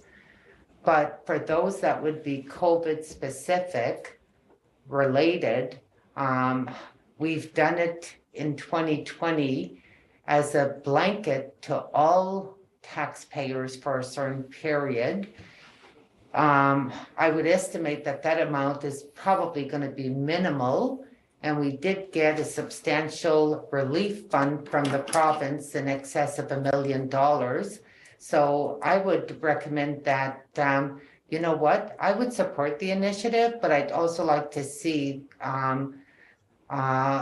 what could be proposed as far as time element. Because if we're looking at providing them with the exemption of the penalty, would it be in the exemption of the penalty up to December 31st, 2020, as long as it's COVID related? So it would be an extension of what, 6 months approximately? Because the policy that we had adopted prior, it ended, was it in June or July? October. Oh, in October. So if we were to provide them relief for 3 months for COVID related, so we would be looking, just not more than 3 months in 2020. 2021. Oh, and you're seeking for 2021, that's what I'm Well, I asking. mean, just until things come back to normal, and I do agree with what you've said and Madame Medes said with respect to the ones that have abused it.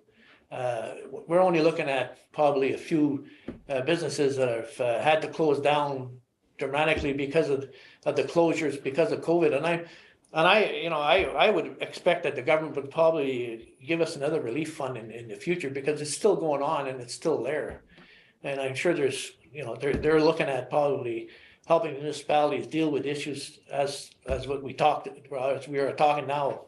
Hopefully there will be a relief fund to help out in situations as to what we're talking about now. Okay. But and I agree with you, Alyssa. I would not give in on people that have been abusive in the past. That's not my intent. It's just so that they can, there are businesses that own buildings that are closed completely right now and are not getting any funding whatsoever from anyone, especially the small business. No one is, is receiving help of any way other than if they can apply for a grant or something. But anyway, it's just that I've been approached by a few businesses and they're asking if there was a possibility of helping them out with what with respect to the penalties and the. Okay, well, Madam Chair, if I may. Okay, I think we're losing. I think we got to go and finish the round. So, Yeah, can I Madame state Medes, that? I know it was. I think we were. Was I up to you? I think so. So, if you have any other question, Right now, I would support providing relief of interest for the period ending 2020 because taxes are owed for 2020. We're not going to be having an interim tax bill until a few months down the road. And that will give us an indicator by that time what our budget status is gonna be. Okay, Okay, so Alicia, okay, so now gotta go to Conseiller Denis.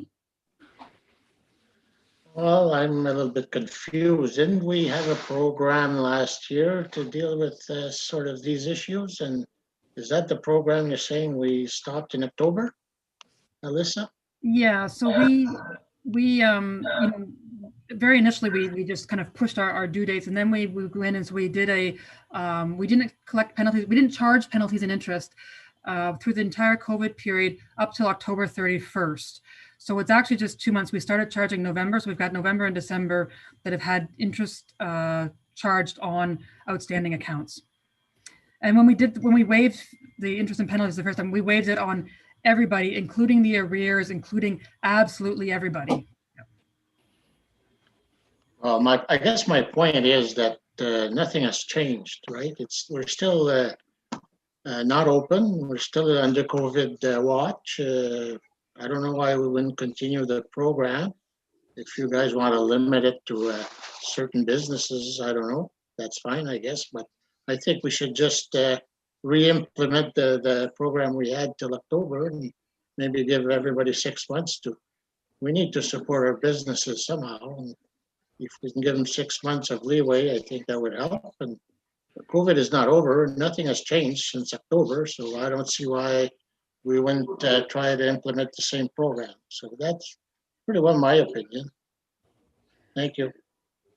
Okay, and I do have a question, Alicia. The relief program, is that covering some of the fee that, like the interest that we're losing? Can we use that for that, or are they very strict on what you can use for? So the 900,000 that we received. Yeah. So yeah, there's very little guidance on that. What we've heard is that yes, interest is fine, uncollectible taxes, loss of supplementals, loss of additional tax not, but interest yes. Okay. Okay, because I'm on the same wave also, that we are in the same situation, and I do agree that we have to be careful because we have people that jump to anything they can get, and so I will not support paying arrear and taxes because it was there, especially for 2019, and then goes to 2020, have nothing to do with COVID. But there are some business that have not a way to get any funding, like specific business, because most of the business have access to grant. Even the last time, like the last shutdown, like there's a $10,000 to $20,000 grant and almost no criteria to apply for it, except the fact that they have to prove how much money they lost money in April of 2020. So when Elisa is saying that, I like the idea to go by the business, and they have to show, because I know one business in particular, and obviously I'm not going to name the business, but that person don't have access to any grant because of the specific business that he's running. So he's in, that person might lose everything because he's not getting any financial help. So I'm not ready to shut down the door to people that really need it. But I had received comment the first week that COVID was happening, and people, when they did a shutdown, one people came to me, I'm supposed to pay my rent now, like I'm shut down. I said, well, if you don't have money right now at the end of the month to pay your rent, the first, you did not have it before, because you still have 2 weeks. So, people jump on any, and I can understand that to a certain point, but we as a municipality, we need to be careful. But I definitely don't want to shut the door down. And Alicia, you had good idea about preparing something, and only for interest, late interest, because then we can ask, and I'm sure we're going to get other money from the government in 2021, but for 2020, there's only 3 months to go.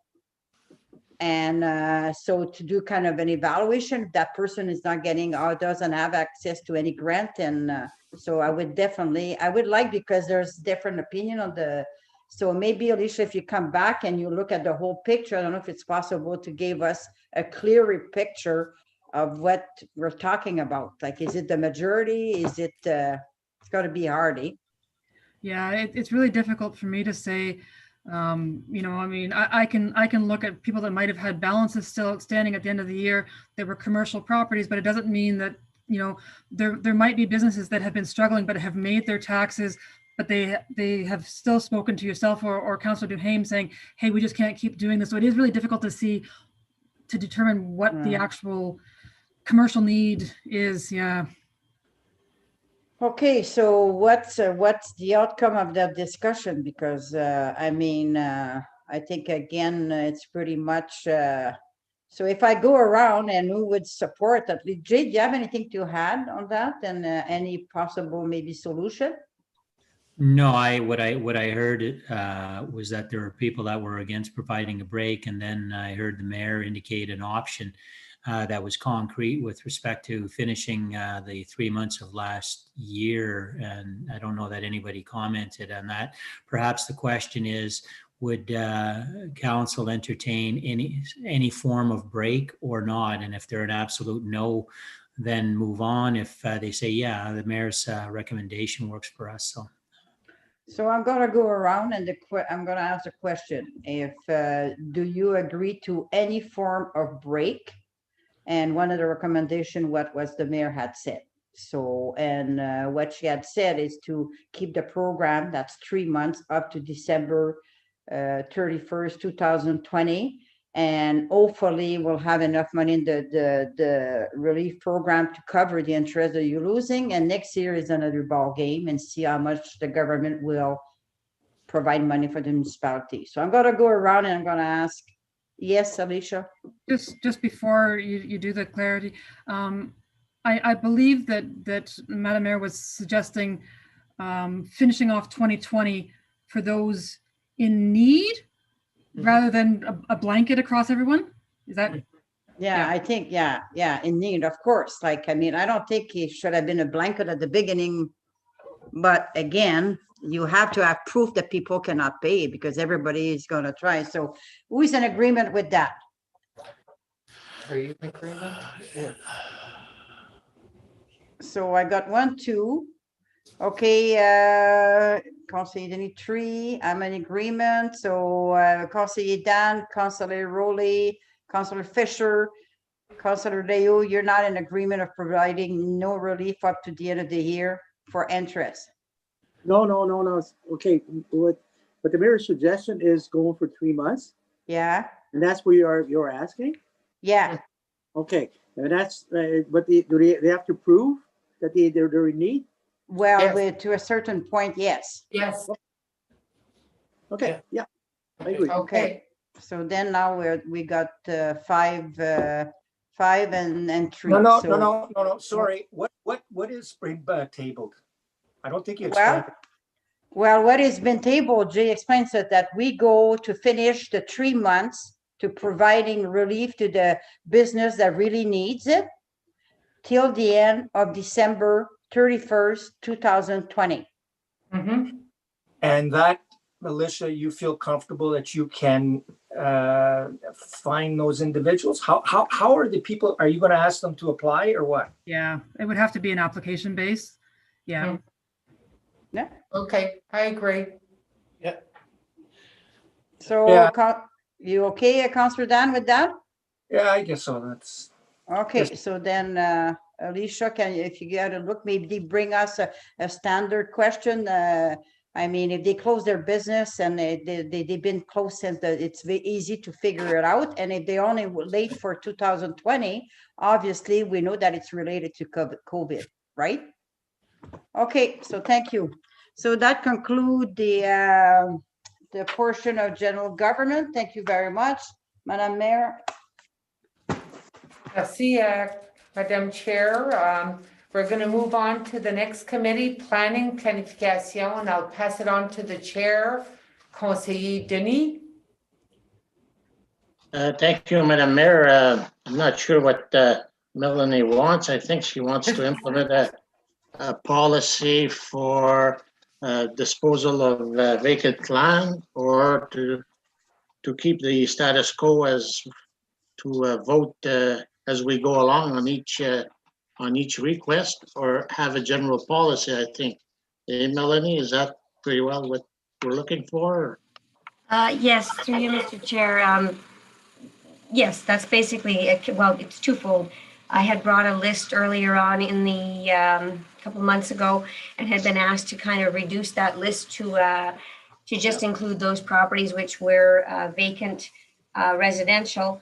However, you know, to expand on that, when we have a list, I guess the decision is what are we going to do with the list? Do we want to look at a policy as our CIO had indicated in the previous discussion? You know, always the best and most efficient way of disposing of land is by public tender. But do we want to put a process? I know some municipalities have committees. Sometimes they say, well, we're going to do 5 a year. You know, they have written policies on. We have always entertained disposal basically on an as-asked basis, but without really exploring whether or not we have any, you know, that could be dealt with as an economic development tool. We've always just dealt with them on a, like I said, if people come and say, can I buy this? And then we discuss it. But, you know, if council wanted to look at some kind of policy for a strategic means of disposal of land, that's what I'm asking for direction. Okay, Here's the so, land, what are we going to do with it? okay, so you're saying that we can have the choice of staying with the status quo of council deciding for each request or having a clear policy, which would probably tie our hands. Is that right? Well, not so much it would be more, I'm sorry, Mr. Chair, it would be more a policy on when we receive a request, you know, that we're following the same process at each time, or if we have a list that says, yes, we want to get rid of all properties having XYZ criteria, or, you know, we don't want to get rid of any properties that have ABC criteria, you know, so that there's some, because sometimes we get requests and, you know, if we had a policy, we could say to people, no, we're not getting rid of that, these we're keeping, or those we're not. That's just what I'm asking, is for direction. It's quite an extensive list. There's quite a lot of property on that list. Mhm. You know, whether Okay. council wishes to entertain, you know, disposing of any of it at this time, or just leave everything the way it is. Okay, I'll go around the table here and we'll see what everybody says. Does everybody understand what Mel is looking for? So I'll go with Yvonne first. Councillor Yvonne. Thank you, Mr. Chair, and thank you, Mel, for that list. I think it's great. And I agree, you know, moving forward to dispose of some of the vacant land as an economic development tool, and I like that thought. And yes, I would create a policy, and I agree with the statements that you're making with Councilor Vicious, not left land on flip for profit. I agree with you on that statement. So create a policy and look at it as a tool for economic development. I agree on that. Thank you, Mel. Thank you, Mr. Chair. Thank you, Councillor Yvonne. Next is Councillor Fisher. I agree. A bylaw for declaring land surplus is probably a good idea. Thank you. Okay, thank you, Councillor Fisher. Councillor Mallette. Sorry, Councillor Larrabee before me, sorry. Okay, it doesn't matter. Okay, sorry, Councillor Larrabee. Thank you, Mr. Chair. Well, I'm in disagreement with this policy. We could declare some land, let's say today, make a policy, declare some land today to be available, and then next week or next month, the municipality needs it. So I think we should go on a case-by-case basis, and if it's available, then we sell it. Thank you. Okay, thank you, Ms. Councillor Larrabee. Now we go to Councillor Mallette. Yes, thank you, Mr. Chair. Well, I agree with part of it. I think if we're going to surplus some properties to sell it, I know some municipalities, you have so much time to build on it or do something with the property, and not just to flip it and keep it vacant for an amount of time so they can resell it later. So if we're going to do a policy, if we're going to sell it, you have so much time, a year or two, to build on it or use it. So, Councillor Mallette, yes for a policy? Yes. Okay, thank you. Next is Councillor Ravita. Yeah, I think I agree with what's being said. We probably need a policy or a bylaw. Okay, thank you, Councillor Ravita. Madam Mayor? I totally agree with the policy. We have a lot of residential lots that can be used as an economic tool to engage development, for new housing, which we all know that there's a drastic need in West Nipissing. I would not be entertaining the thought. I'd put probably waterfront properties in a different category, but that's only my personal opinion. But I'll look forward to an actual policy that we can promote housing development on residential lots. Okay, thank you, Madam Mayor. Madam Councillor Senecal, Lise? Well, I do agree that we need some kind of policy standard established when we, and that doesn't, so, and yes, not, definitely not selling any land that belong to the municipality if there's not a project or a house that goes on it, because I mean, it's okay to keep vacant land, but vacant land doesn't bring us money. So if we sell it and we sell it as the assessment value, and they're building a house, well, that's a tax that we're getting for whatever till the house is in there. So we have that. That's the way, one way to look at it. But I do agree that we need some kind of form of policy, a standard that we can follow. So Okay, thank you, Madam Senecal. Councillor Senecal, thank you. And I think it's obvious, it's all yeses, I think, and Melanie will come forward with a policy. Is that okay, Melanie? Yep, thank you. Okay, I pass the floor back to the mayor. Thank you, Mr. Chair. So now we proceed to the regular portion of the meeting, la séance régulière. Under E1 planning, there's a correction that needs to be done. So we're going to need a mover and a seconder, Mélanie. Yes, please. Okay, is there any volunteers? Show of hands. Leo? Conseiller Lise, conseiller Denis. It is moved by Councillor Lise Senecal and seconded by Councillor Denise Senecal. Whereas at a meeting held on November the 17th, 2020, Council passed a bylaw number 2020-65, approving a tile loan application made by Stephen Gilmet in the amount of $32,000. And whereas the municipality has been advised by the Ministry of Agriculture, Food and Rural Affairs that the borrower's allowable tile loan has been reduced to $23,200, be it therefore resolved that bylaw number 2020-01, being a bylaw imposing special annual drainage rates upon lands in respect of which money is borrowed under the Tile Drainage Act made by Stephen Gilmet, part of Lot 2, Concession 2 in the Township of McPherson, shall come into force and take effect on the day it is passed. Any objections? Aucune objection? None? Carried, adopté. We move on to correspondence and accounts, les courriers et comptes. Is there a mover and a seconder for the resolution for the minutes of December 15th? Conseiller Yvon? Leo? Conseiller Leo? It is moved by Councillor Duhayman, seconded by Councillor Mallette. Be it resolved that the minutes of the meeting of council held on December the 15th, 2020 be adopted as presented. Are there any questions or comments? I do have a pertaining to section D6A, environment pertaining to the living recycling. The issue also that was brought up was Cache Bay. And I believe at the meeting I had requested that we research the previous minutes for this information to be brought back to council. Is it realistic that this will be done at the next meeting?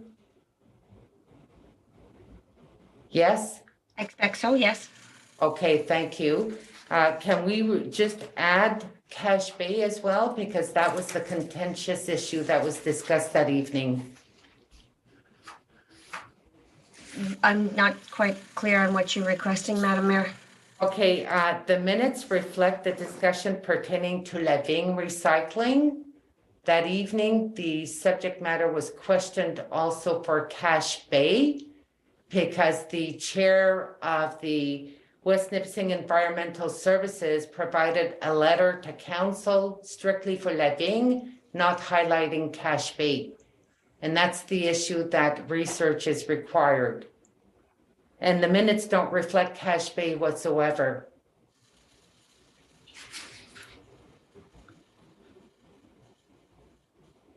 Or can we just say staff is researching the Cache Bay discussion?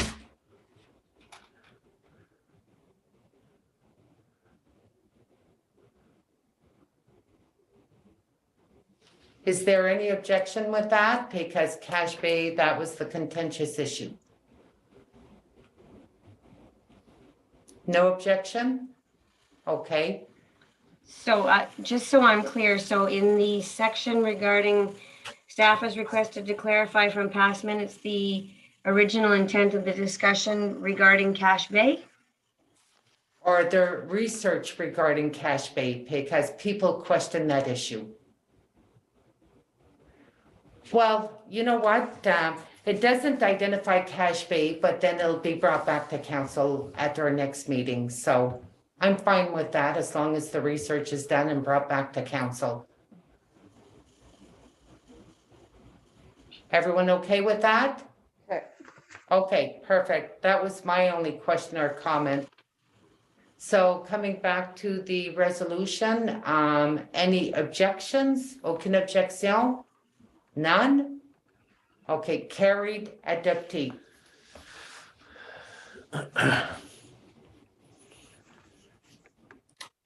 For the next one, for the resolution, December 23rd minutes, mover and a seconder, show of hands. Conseiller Denis. Another show of hands, please. Conseiller Yvon. Is moved by Councillor Denise Senecal and seconded by Councillor Duhaime. Be it resolved that the minutes of the special meeting of council held on the 23rd day of December 2020 be adopted as presented. Any questions or comments? None. Any objections? Aucune objection? None. Carried, adopté. Is there a mover and a seconder for the minutes of the Planning Advisory Committee? Conseiller Lise? Conseiller Yvon? Is moved by Councillor Lee Senecal and seconded by Councillor Duhaime. Be it resolved that the minutes of the West Nipissing Planning Advisory Committee meeting held on November the 9th, 2020 be adopted as presented. Any questions or comments? None. Any objections? Aucune objection? None. Carried, adopté. Okay, to receive the minutes from the various boards, a mover and a seconder. Conseiller Lise, Conseiller Yvon.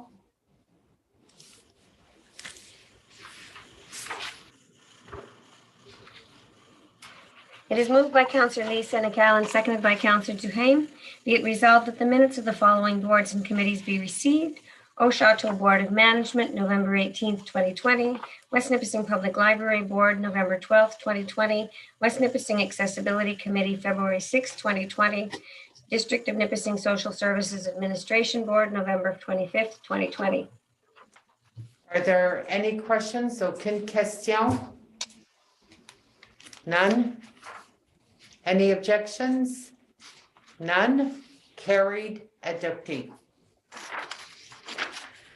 On procède avec affaires nouvelles. We proceed with new business. We need a mover and a seconder for the bylaw for the 2021 interim tax rate. Conseiller Leo, Conseiller Denis. It is moved by Councillor Malette and seconded by Councillor Denise Senecal. Be it resolved that bylaw number 2021-02, being a bylaw to levy interim taxes for 2021, shall come into force and take effect on the day it is passed. Okay, any questions or comments? This is a standard bylaw that we adopt at the beginning of every year because our budget is not set and we still need to proceed in collecting taxes for the municipality. Any objections? Aucune objection? None? Carried, adopté. Next resolution, a mover and a seconder. To borrow money, Conseiller Dan, Conseiller Denis. It is moved by Councillor Ravita and seconded by Councillor Denise Senecal. Be it resolved that bylaw number 2021-03, being a bylaw to borrow money to meet current expenditures, shall come into force and take effect on the day it is passed. Are there any questions or comments? Conseiller Leo, did you have a question? No? Yes? No? Okay.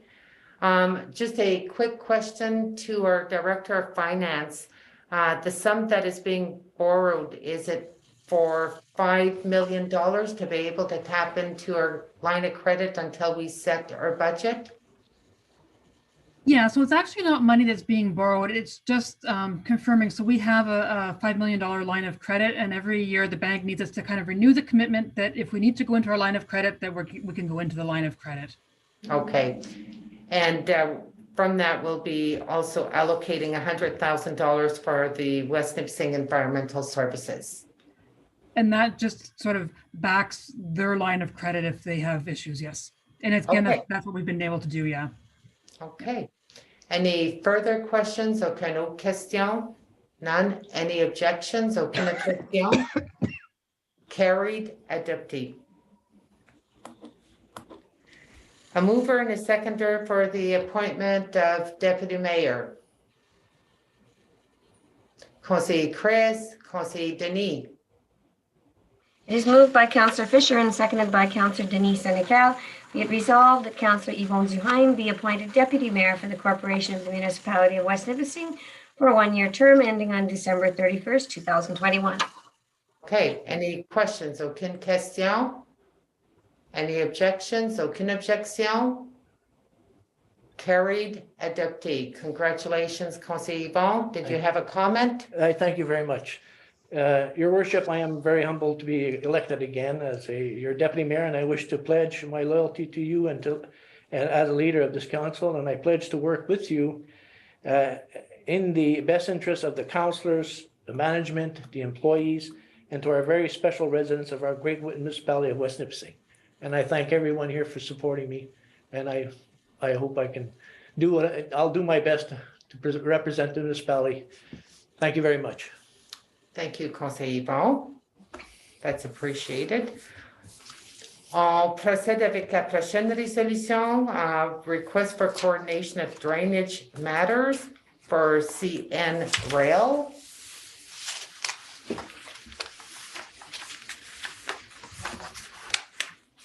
Seconder. Conseiller Yvon, Conseiller Lise. It is moved by Councillor Duhaime and seconded by Councillor Lee Senecal. Whereas the West Nipissing Municipality has received a request for support from the Municipality of Southwest Middlesex, seeking support for their resolution asking for various levels of government to address concerns regarding municipal drainage matters and the need for coordination with the National Railways. Be it resolved that the Council for the West Nipissing Municipality supports the Municipality of South Middlesex resolution seeking to address concerns regarding municipal drainage matters and the need for coordination with National Railways.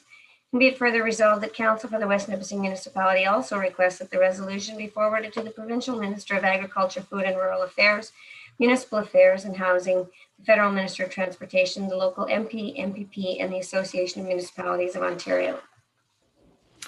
Discussion. We also received additional information dated December 7th pertaining to the subject matter. So is there any comments pertaining to the proposed resolution? I'll just do a quick roundtable. Conseiller Yvon. You know, I wholeheartedly agree with what they're saying here, Madam Mayor, and I think it's going to help a lot if we can coordinate with the people that we need to do this job, and I agree with what they're asking for. It is the drainage is very important, and we must continue to work together on resolving these problems. So I would agree with their recommendation. Okay. Councillor Chris. Oh, I agree. Thank you. Okay, Conseiller Burley. I totally agree. Conseiller Leo. Same thing, I'm okay. Conseiller Dan. No issue. Conseiller Denis. I agree. Conseiller Lise.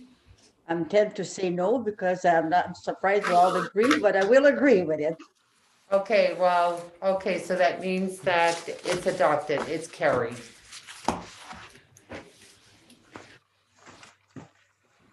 Okay, that's probably not within the norm of our regular business that we've been conducting in 2020 pertaining to curfew, because we've concluded our meeting for this evening and we don't have to adopt a resolution to extend the curfew.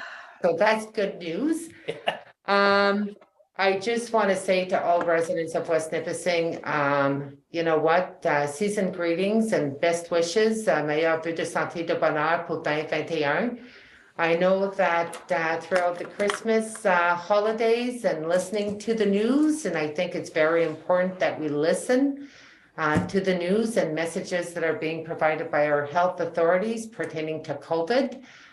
We have been seeing many positive cases throughout the province that have been creeping up. It's alarming, it's concerning.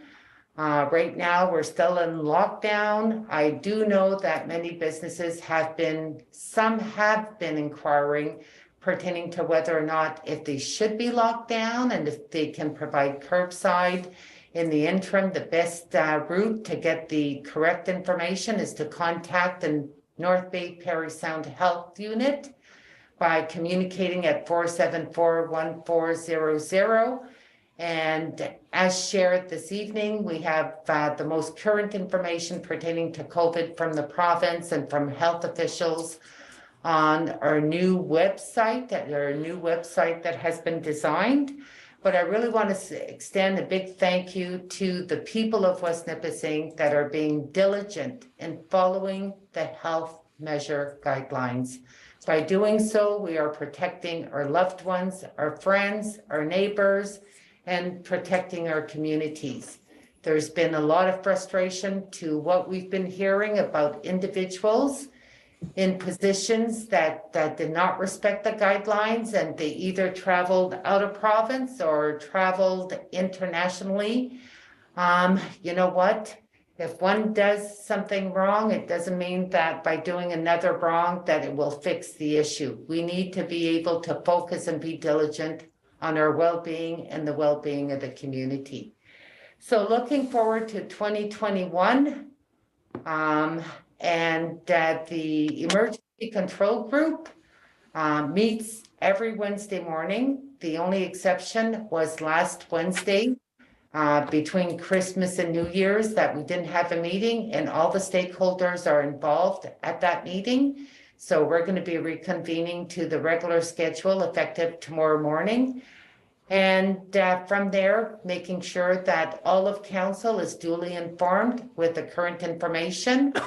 And also looking forward to updates pertaining to the distribution of vaccines.